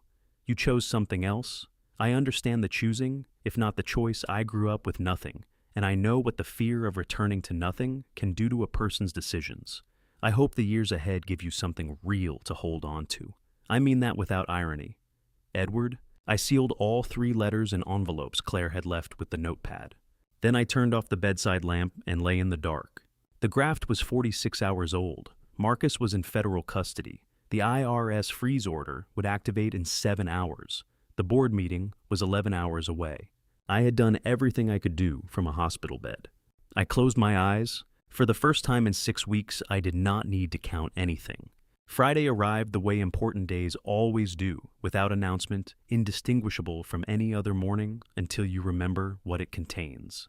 Ray had moved me back to room 412 by Thursday evening. The graft was 36 hours old. To anyone checking the ward record, I had never left. I was awake at 5:30. The graft was 48 hours old, and the ache had shifted less sharp, more diffuse, the feeling of something settling into place rather than something being done to you. Ray had said that was a good sign. I chose to believe him. Claire arrived at 6 with coffee and the secondary phone fully charged. She set both on the bedside table and looked at me with the careful assessment she had been giving me every morning for 6 years, which I now understood differently than I had yesterday. "How are you feeling?" she said. "Ready," I said. The same word I had given Maggie before the transplant. I had discovered the only accurate answer to that question when the alternative was not being ready, and that was not an option. "Maggie is downstairs," Claire said. "She's been here since 5. She's in the cafeteria working." "Of course she is," I said. At 7:15, Ray came in for morning rounds, real rounds today, not theater. He checked the graft indicators, reviewed the overnight monitoring data, and told me in a low voice that everything was tracking correctly. Then he raised his voice to its normal professional register for the benefit of the nursing notes. "Edward, I want to discuss the procedure scheduled for 9 a.m. The OR team will come for you at 8:30. I understand," I said. "Your wife has requested to be present for the pre-procedure preparation," he said. His eyes held mine for exactly 1 second. "I've approved family access to the pre-op area." That's fine," I said. Victoria arrived at 8. She came in wearing the deep blue blouse, the one I had once told her, made her look composed. She had remembered that too, the way she remembered everything useful. She carried nothing. No flowers today. No card. She sat in the chair beside the bed and took my hand. I let her. "How are you feeling?" she said. The same words as Claire, an entirely different question. "Frightened," I said. I let the words sit between us. It was not entirely untrue. I was frightened of a great many things, none of which were the ones she assumed. "You're gonna be fine," she said. Then she leaned close enough that the French perfume reached me before her voice did, and something underneath the warmth slipped. "Look at yourself, Edward, an old lion rotting on a mountain of money. Don't make me stare at this pathetic version of you for another second." She pulled back as quickly as she had leaned in, and the smile returned, practiced and seamless. "Everything is going to work out." I looked at her, really looked the way I hadn't allowed myself to look in weeks. 48 years old, still beautiful in the way she had always been beautiful, the particular architecture of a face that had learned early how to arrange itself for maximum effect. I had loved that face. That was still true. "Thank you for being here," I said. She squeezed my hand. Where else would I be? The orderly arrived at 8:30 with the wheelchair. The surgical team waiting on level 5 had been briefed by Ray the night before no procedure would take place. Edward would be brought to pre-op vitals monitored and held under light sedation for appearance only. Every member of that team had signed a federal witness protection acknowledgement before Ray told them anything. I looked at Victoria one last time as they positioned it beside the bed. She was watching me with the composed attention of a woman monitoring the final moments of a very long plan. I gave her nothing to read. "I'll see you after," I said. She nodded. "I'll be right here." The wheelchair moved toward the door. Behind me, I heard her pick up her phone. The wiretap was running. Marcus was arrested at 9:03 a.m. He had come to the hospital at 8:45, not to the storage room, which he believed he had already handled at 1 a.m., but to the pre-surgical staging area on level 5. His plan, as Briggs later confirmed from the wiretap recording made in his car en route, was to verify that the substituted container had been transferred from storage to the OR preparation station, a final confirmation. The last step of a 4-year plan reduced to a visual check. He used Toph's access card. Toft was already in federal custody, but Marcus didn't know that yet. The card still worked because Briggs had specifically instructed the hospital's security team to leave it active. Marcus swiped through the staging area door at 9:01. The container was on the preparation station exactly where it should have been labeled, correctly positioned, correctly indistinguishable from a legitimate donor sample to anyone who was not a laboratory specialist with the right testing equipment. He looked at it for perhaps 5 seconds. Then he turned to leave. 4 agents stepped out from the supply alcove to his left. "That's Marcus Reeves," Briggs said. "Federal agents, do not move." I watched the footage later, the moment Marcus registered what was happening. It took approximately 2 seconds. His eyes moved from Briggs to the 3 agents flanking him, to the door behind him, where 2 more agents were now visible. His hand, which had been reaching toward his jacket pocket, stopped moving. He was whatever else he was, a man who understood mathematics. He raised both hands. Briggs read the charges clearly on camera in the fully lit staging area of a federally regulated medical facility. Conspiracy to commit first-degree murder, tampering with biological specimens with intent to cause death. 18 U.S.C. Section 1365, criminal trespass in a restricted medical facility, criminal HIP BAA violation, wire fraud, conspiracy to commit corporate fraud. 6 federal charges, combined sentencing exposure 40-plus years. Marcus said nothing during the reading. He looked at the floor with the particular stillness of a man running internal calculations at speed.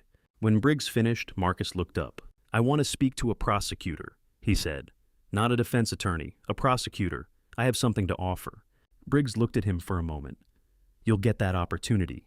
They cuffed him and walked him out through the service corridor away from the main hospital traffic, away from cameras, away from Victoria, who was at that moment sitting in room 412, waiting for news from a surgical procedure that was not happening. At 9:07, my secondary phone buzzed. "Briggs Reeves in custody. Clean arrest. He's already asking for a deal." I read the message once, then I typed back, "Tell Quinn to let him wait 2 hours before he meets with him. Let him think about math." Briggs understood. I set the phone down. 1 down. Marcus waited 90 minutes. Quinn told me later that he had sat in the federal holding room with his hands flat on the table and his eyes on the wall, working through something internally with the focused concentration of a man doing arithmetic that kept coming out the same way no matter how many times he ran it. At 10:35, he asked for Quinn by name. Quinn entered the room, alone, no assistant, no recording equipment visible, though the room itself was wired under standard federal procedure. He set a single folder on the table and sat down. "You asked to see me," Quinn said. "What am I looking at?" Marcus said, realistically. 6 federal charges, Quinn said. Conspiracy to commit first-degree murder carries life or a minimum of 30 years at the federal level. The tampering charge adds 15. The remaining 4 charges add another 25 in aggregate. He opened the folder. "You're looking at a realistic exposure of 40 to 50 years. You're 38. You would be released if everything went optimally for you at approximately age 88. Marcus looked at the folder. "What does cooperation look like?" he said. "Depends entirely on what you're offering," Quinn said. Marcus reached into his jacket pocket. The agents had checked it twice, found nothing, and removed a phone. He set it on the table between them. 47 minutes of video, he said. "Recorded in my penthouse. Victoria and Walsh and myself discussing the full plan, both POA instruments, the anticoagulant modification, the sample substitution, Bellamy's role." He paused. Her voice, her words, her instructions. Not summaries, not my account of events. Her actual voice giving actual orders. Quinn looked at the phone. "Why did you record it?" he said. "Because I'm not stupid," Marcus said. "Victoria needed me to be her instrument. Instruments get discarded when the job is done. I wanted insurance." He looked at Quinn steadily. "She would have given me to you eventually. I decided to give myself to you first on my own terms." Quinn picked up the phone. He reviewed the first 4 minutes of the footage enough to confirm content, not enough to suggest he was eager. He set it back down. "Full cooperation," he said.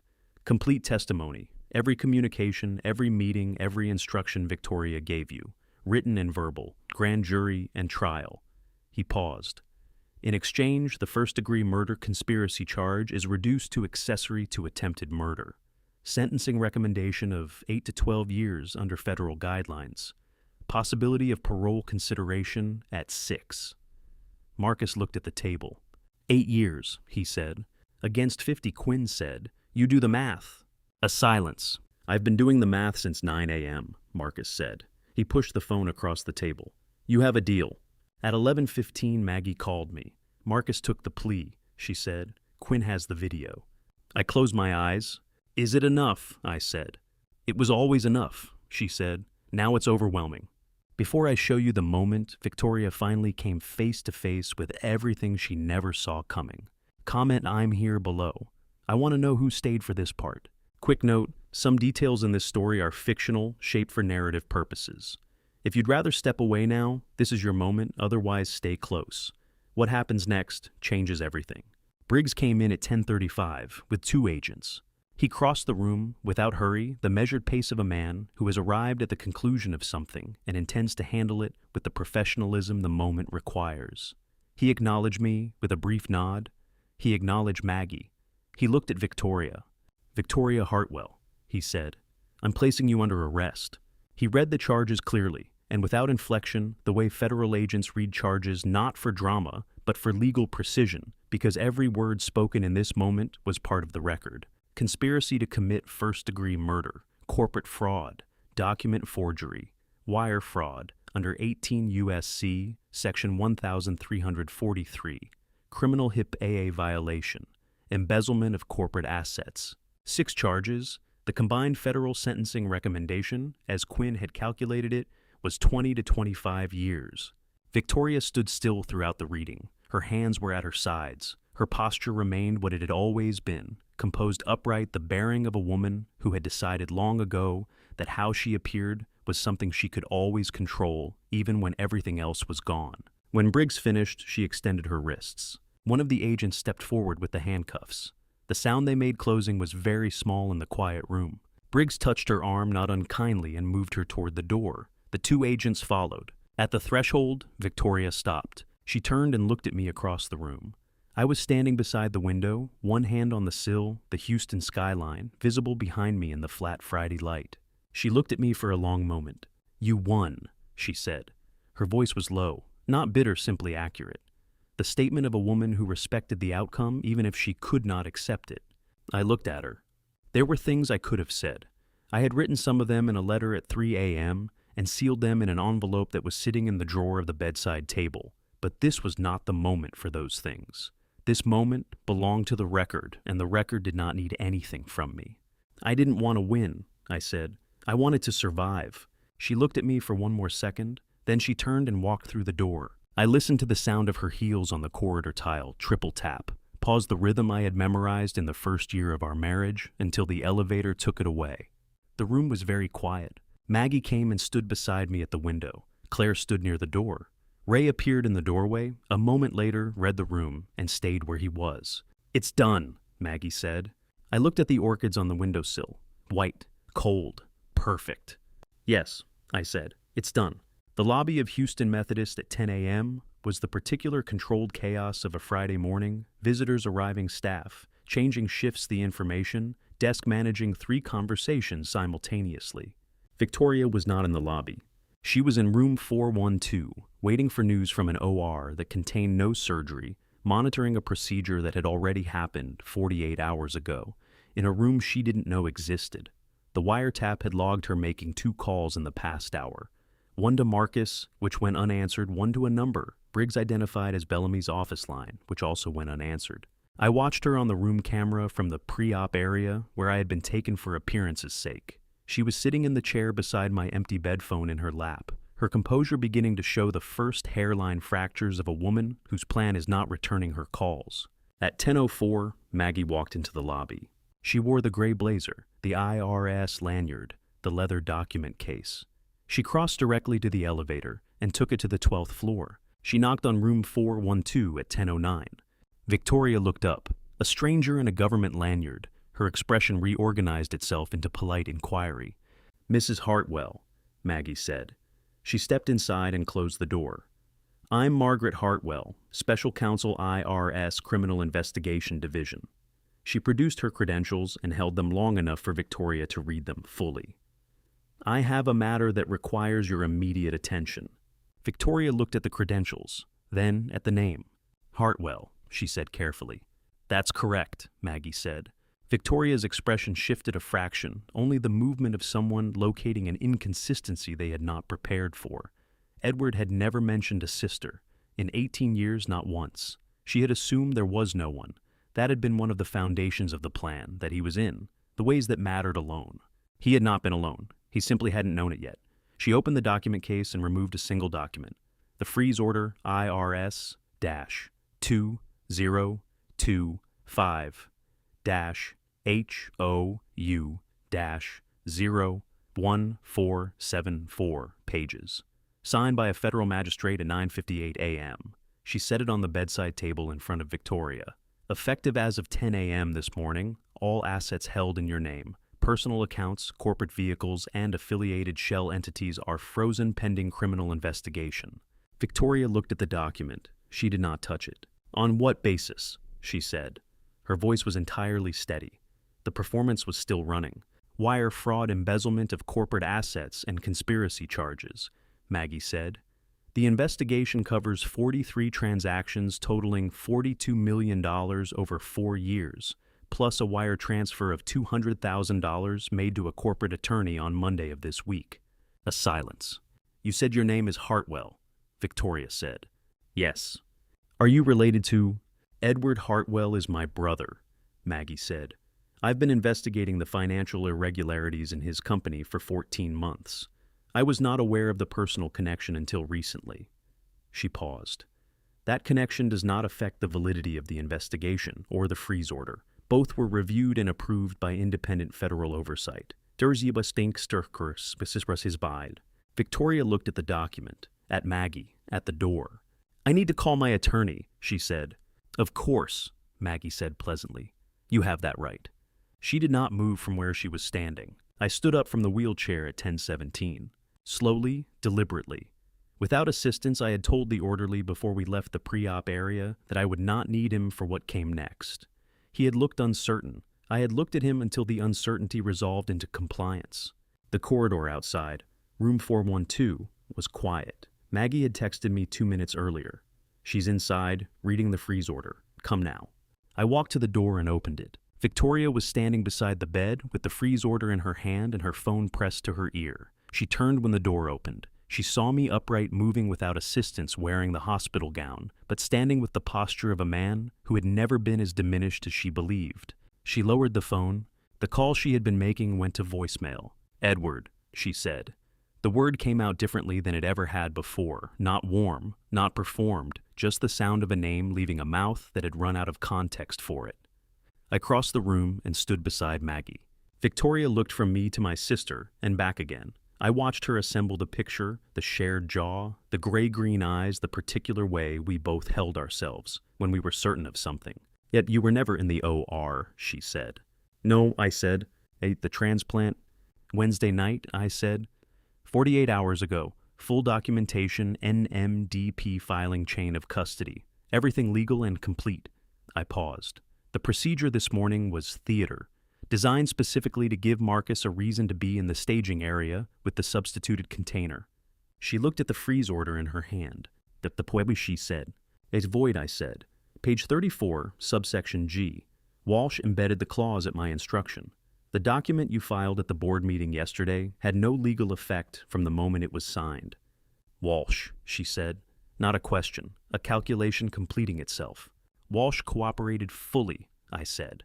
"As did Marcus as of approximately 40 minutes ago. He provided 47 minutes of video recorded in his penthouse, your voice, your instructions, your plan in its entirety, in exchange for a reduced plea agreement." Victoria set the freeze order on the bedside table. She looked at me for a long moment, the longest we had looked at each other, perhaps since the early years of our marriage, when looking at each other still meant something mutual. "You planned all of this," she said, "from the beginning." "From the third night before my admission," I said, "when I heard you on the phone with Marcus." A silence. "How much did you know?" she said.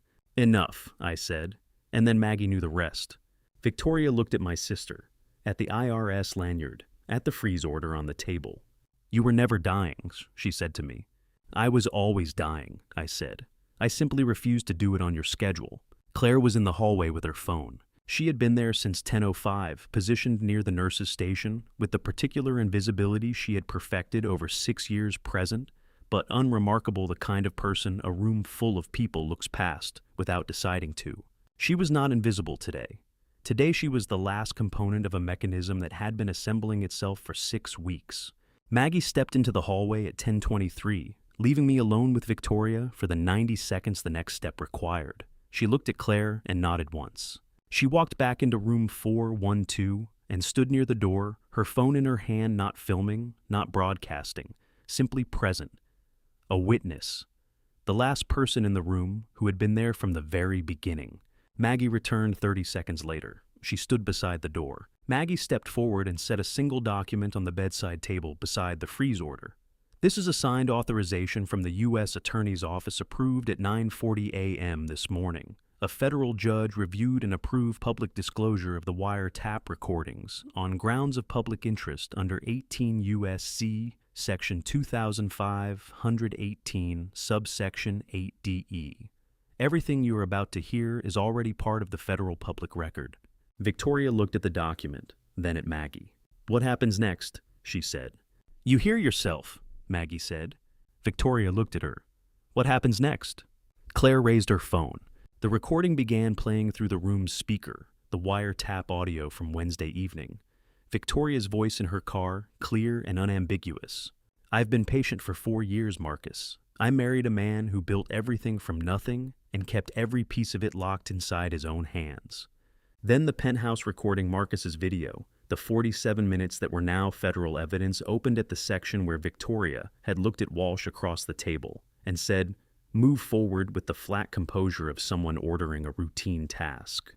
Then the hospital recording Victoria in the family waiting area on Thursday afternoon. "We're simply accelerating a process that has its own momentum." Victoria stood in the middle of room 412 and listened to herself. Her own voice, her own words, her own plans spoken in her own cadence filled the room she had visited every day for 6 weeks under the performance of a grieving wife. She did not speak. She did not move. I watched her face the face I had looked at across 35 years of dinners and boardrooms and private moments, and I saw the exact moment the performance ended. Not dramatically, not with collapse or tears or any of the things that might have made it easier to witness. It ended quietly, like a light being switched off in an empty room. "That's enough," I said. Claire lowered her phone. The room was silent. The federal courthouse on Rusk Street processed Victoria's arraignment on Monday morning. I was not there. Ray had been clear 3 weeks minimum before anything resembling normal activity, and a federal arraignment did not qualify as restful convalescence. Maggie attended in her capacity as IRS special counsel. Quinn handled the prosecution side. Walsh appeared as a cooperative witness, accompanied by his own attorney, looking like a man who had aged considerably in the past 2 weeks, and was quietly grateful to still be in a position to age at all. Maggie called me at noon from the courthouse steps. 6 counts formally entered, she said. Victoria pled, not guilty, expected her defense team is competent, and they'll want discovery before they advise anything else. A pause. Bail was denied. Flight risk given the offshore accounts and the Cayman vehicles. Another pause. She'll be held pending trial. Timeline, I said. Federal trials of this complexity, 18 months minimum before the jury is seated. Possibly 24. She paused. Quinn is confident. The evidence package, as he used the word extraordinary in his brief. I told him it was thorough. He said that was the same thing.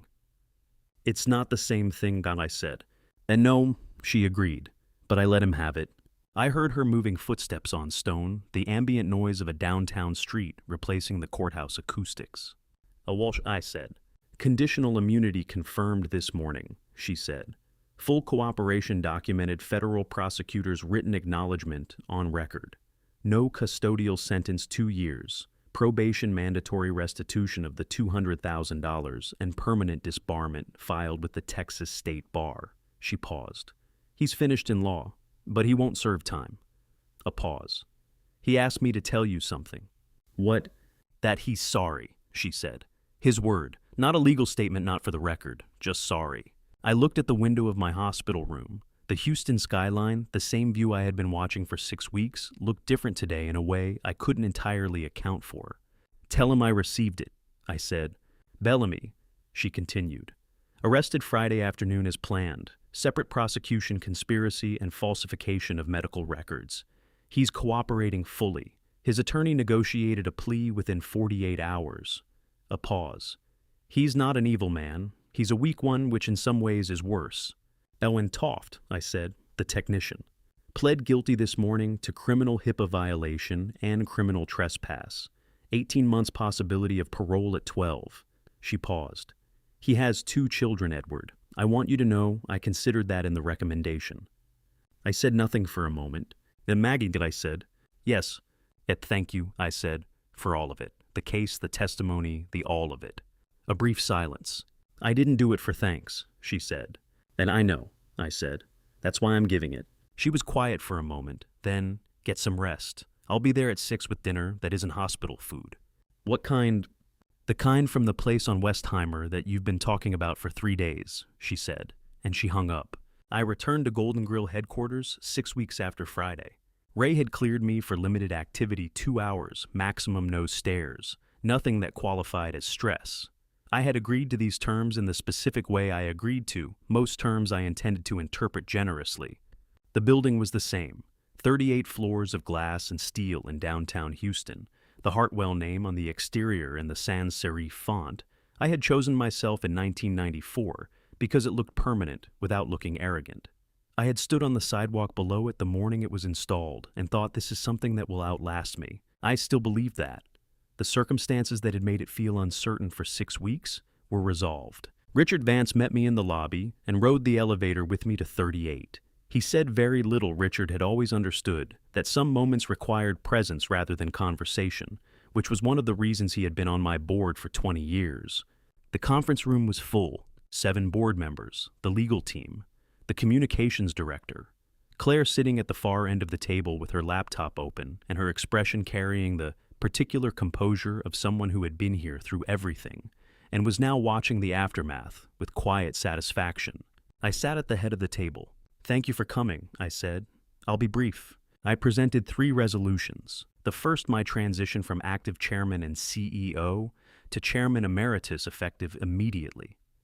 The day-to-day operations of Golden Grill would pass to the internal candidate I had been preparing for this role for 3 years, a fact no one in the room except Richard had known until this moment. The second, the establishment of the Hartwell Foundation, funded by a personal contribution of $40 million dedicated to education and housing support for children in foster care and the orphan system across Texas. The foundation's first executive director would be announced within 30 days. I already knew who it would be, but I did not say so in the room. I had asked Claire 3 weeks earlier, while she was filing documents in the hospital hallway, whether she would consider it. She had looked at me for a long moment and said she would need to think about it. She had come back the next morning with her answer before I had finished my coffee. The third, the appointment of Claire Donovan to the Golden Grill Board of Directors, effective immediately filling the vacancy created by Victoria's removal. The room was quiet when I finished. Then Sandra Okafor said, Claire Donovan is 32 years old. Yes, I said. She has no corporate board experience. Yet she has 6 years of experience running the personal and professional operations of a chairman of a $2.4 billion company, I said, during which time she identified and helped dismantle a 4-year financial fraud scheme and coordinated with federal law enforcement across 3 parallel investigations. I paused. I find her qualifications adequate. Sandra looked at Claire. Claire looked at Sandra with the calm, direct attention she gave everything. Sandra nodded once. Seconded, she said. The vote was unanimous. Richard proposed naming the building's main conference room Galveston Hall. That vote was also unanimous. Afterward, I stood alone at the window on 38 and looked down at the sidewalk where I had stood in 1994 watching my name go up on the building. I had built this to be found. I had been found. Maggie signed the lease on a Houston office 6 weeks after the arraignment. The space was on the 4th floor of a building on Travis Street, not large, not particularly impressive, with windows that looked out onto a parking structure and a reception area that currently contained 2 folding chairs and a coffee maker she had brought from her Georgetown apartment. She had packed her Washington life into 11 boxes, which she described as either liberating or alarming, depending on the hour of day. I helped her move on a Saturday. This was, I should note, the first time in 60 years I had helped anyone move. I was also 6 weeks post-transplant with a graft that Ray described as performing exceptionally, which I took as medical clearance to carry boxes of books up 4 flights of stairs. Ray would have disagreed with that interpretation. I did not consult Ray. Claire came with coffee and breakfast from the place on Westheimer. She arranged the coffee maker on the kitchen counter with the efficient precision she brought to everything, and then sat on one of the folding chairs and watched Maggie and me argue about where the bookshelf should go. "Against the window," Maggie said. "The window faces west," I said.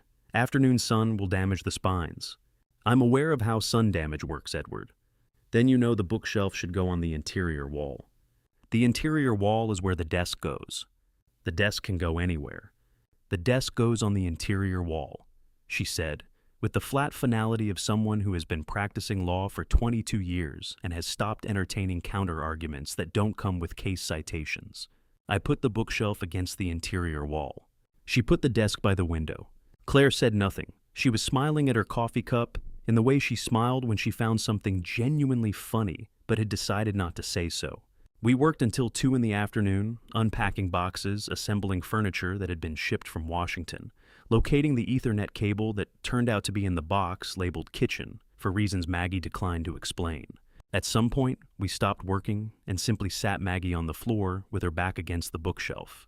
Me in the desk chair, Claire on the folding chair eating sandwiches Claire had found somewhere and talking about nothing in particular. Maggie's new firm would specialize in corporate fraud investigation and financial litigation. She had 3 clients already referrals from her Washington network cases that had followed her from D.C. because her reputation had preceded the geography. "You'll be working 80 hours a week," I said. "I worked 80 hours a week in Washington," she said. "Now I'll do it here. Is that better?" She looked around the half-assembled office, the books on the shelves, the desk by the window, Claire finishing the last of her sandwich in the folding chair. "Yes," she said simply. "It's considerably better." I wrote the letter to Victoria on a Tuesday morning, 2 months after her arraignment. Not the version I had written at 3 a.m. in the hospital, that one had been written for myself to close something, and I had kept it. This was a different letter, shorter, more considered, the product of 8 weeks of thinking about what I actually wanted to say to a person I had loved for 18 years, and would spend the rest of my life not entirely understanding. I sat at the desk in my study, the same desk where I had drafted 35 years of contracts and board resolutions and acquisition proposals, and I wrote by hand. The first draft was too long. I set it aside. The second draft was too cold. I set that aside too. The third draft was 4 paragraphs. I read it twice and decided it was accurate, which was the only standard I had left to apply. "Victoria, I have been trying to decide what I owe you in writing and what I owe myself. The answer I arrived at is this honesty, which is the thing we most consistently failed to give each other across 18 years. I loved you, not as a strategy, not as a performance for the room, not as a component of anything I planned in room 412. I loved you in the specific way that a person who grew up without a family loves the first person who chose them completely and somewhat unwisely and with a degree of willful blindness that I take full responsibility for. You did not manufacture that love. It was real. I want you to have that in writing because I think you stopped believing it and the record should be accurate. I also know that you planned this for 4 years before my diagnosis. I know that the woman I married existed alongside the woman who was making those plans and that both of them were real. I have spent 8 weeks deciding whether that makes things better or worse, and I have concluded it makes them simply true. I hope the years ahead give you something worth having. Not money you understood money better than I gave you credit for, and it did not make you happy. Something else. I don't know what. But I mean that without irony, without strategy, without anything except the straightforward wish of a man who is grateful to be alive and has decided that gratitude is incompatible with carrying hatred. Edward. I sealed the envelope and addressed it to her attorney's office, which was the correct channel for correspondence with a person in federal custody. Then I walked it to the mailbox at the end of the block myself. The afternoon was clear, a late February day in Houston, cool and bright, the kind the city produces reluctantly before surrendering to warmth. It behaved for once like autumn, still unhurried, and entirely indifferent to everything that had happened in the past 2 months. I dropped the letter in. I walked back to the house. I did not think about it again. The Galveston branch opened on a Saturday in March. We drove down together, Maggie and Claire, and I in my car, on the highway that runs along the Gulf Coast, with the water visible on the right side for most of the journey. Maggie read case files for the first 40 minutes. Claire managed the communications from the corporate team, coordinating the opening. I drove and said nothing and watched the flat Texas landscape move past the windows. At some point, Maggie closed her laptop and looked at the water. "I used to drive this road," she said, "on cases, before I knew." "Then I know," I said. "You told me." 11 locations, she said. 11 locations, I confirmed. Claire looked out her window and said nothing. She was smiling again in the way she smiled when she found something genuinely moving, but had decided the moment belonged to other people. The branch was on Seawall Boulevard, a corner location, glass-fronted with a clear view of the Gulf from the dining room. The exterior signage read, "Golden Grill, the Galveston," in the standard corporate font, with one addition a small plaque beside the entrance that read, "Established in honor of St. Augustine Children's Home, 1971. I had written the plaque text myself. The communications team had suggested something more elaborate. I had declined. 300 people came to the opening, local residents, Golden Grill staff from the Houston region, a photographer from the Chronicle. Richard Vance was there, Sandra Okafor. Walsh was not, which was appropriate, and which I did not remark upon. Maggie and I cut the ribbon together. No speech. I had told the communications team specifically, no prepared remarks, no podium, no microphone. If a reporter wanted a quote, they could ask me directly and I would give them one sentence. A reporter from the Chronicle asked. I gave her one sentence. I built this company so that someone could find me, and she did, and this branch is where we started. She wrote it down and looked up. Who found you? I looked at Maggie, who was standing 3 feet away talking to a Hartwell Foundation board member, with the focused efficiency she brought to every conversation. My sister, I said. The reporter wrote that down too. After the crowds thinned, we walked the 3 of us to the end of Seawall Boulevard, where the road curves and the Gulf opens up fully, no buildings interrupting the horizon. The water was gray-green in the afternoon light, the color of a particular pair of eyes I had been looking for since 1971. Maggie stood at the seawall with her hands in her jacket pockets and looked at the water for a long time. We should go back to St. Augustine, she said. The address. And next week, I said. You said that last week. Next week, I said again. She looked at me sideways. I'll put it in the calendar. Does it do that? And I said, she did. 3 months after Friday, I made coffee at 6:15 in the morning. This was not unusual. I had made coffee at 6:15 every morning for 30 years. The same process, the same proportions, the same cup I had used since the Beaumont Diner days. A heavy ceramic mug with a hairline crack along the handle that I had never replaced because replacing it had never seemed necessary. What was unusual was that when I carried the second cup to the kitchen table, someone was already sitting there to receive it. Maggie had arrived the night before. She kept a drawer of things at my house. Now a development that had occurred organically over 3 months, without either of us remarking on it. She was reading the morning paper, with the focused attention she gave everything her laptop closed for once, her glasses pushed up into her hair. She accepted the coffee without looking up. Thank you. You're welcome, I said. I sat across from her and opened the business section.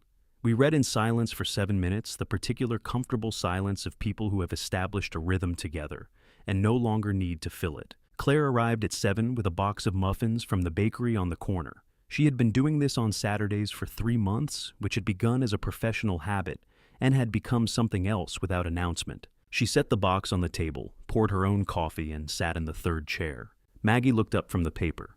The Kellerman brief, she said to Claire. Did Quinn's office send the supplementary filing? Whoa. Yesterday afternoon, Claire said. I forwarded it to your office email. I'll look at it after breakfast. You'll look at it now, Claire said pleasantly. I know how you work.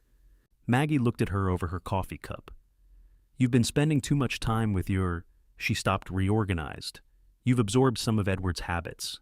Which ones? I said. At the ones where you say you'll do something later and mean immediately, Maggie said. Claire and I looked at each other across the table. That's accurate, Claire said. It's efficient, I said. Maggie returned to her paper. We sat like that for another 40 minutes, reading, talking about nothing important, finishing the muffins.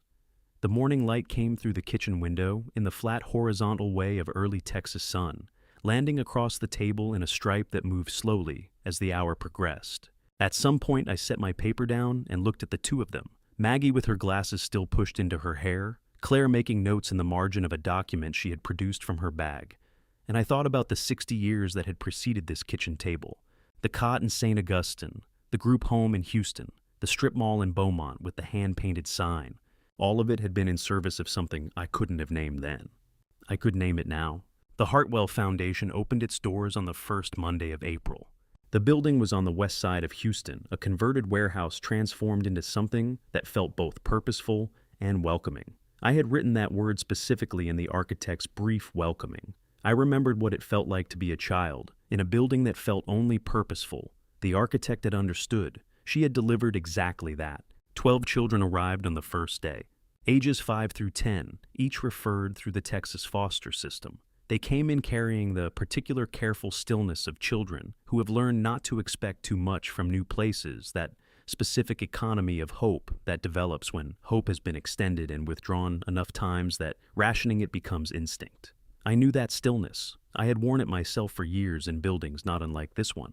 Maggie and I stood in the main hall while the foundation staff showed the children the building, the library, the dining room with its round tables round because round tables have no head and no foot, and everyone seated at one is equally present. The courtyard with the oak tree the architect had incorporated rather than removed, because some things that have survived long enough deserve to remain. 11 children followed the staff. One did not. She was 5 years old, dark-haired, with the kind of eyes that take in a room completely before deciding what to do with what they have found. She stood alone in the middle of the main hall after the group moved on, looking at everything with a focused, unhurried attention that I recognized immediately. She looked at the ceiling, at the courtyard window, at the bookshelves visible through the library door. Then she looked at me. Then she looked at my left wrist. "What's that?" she said.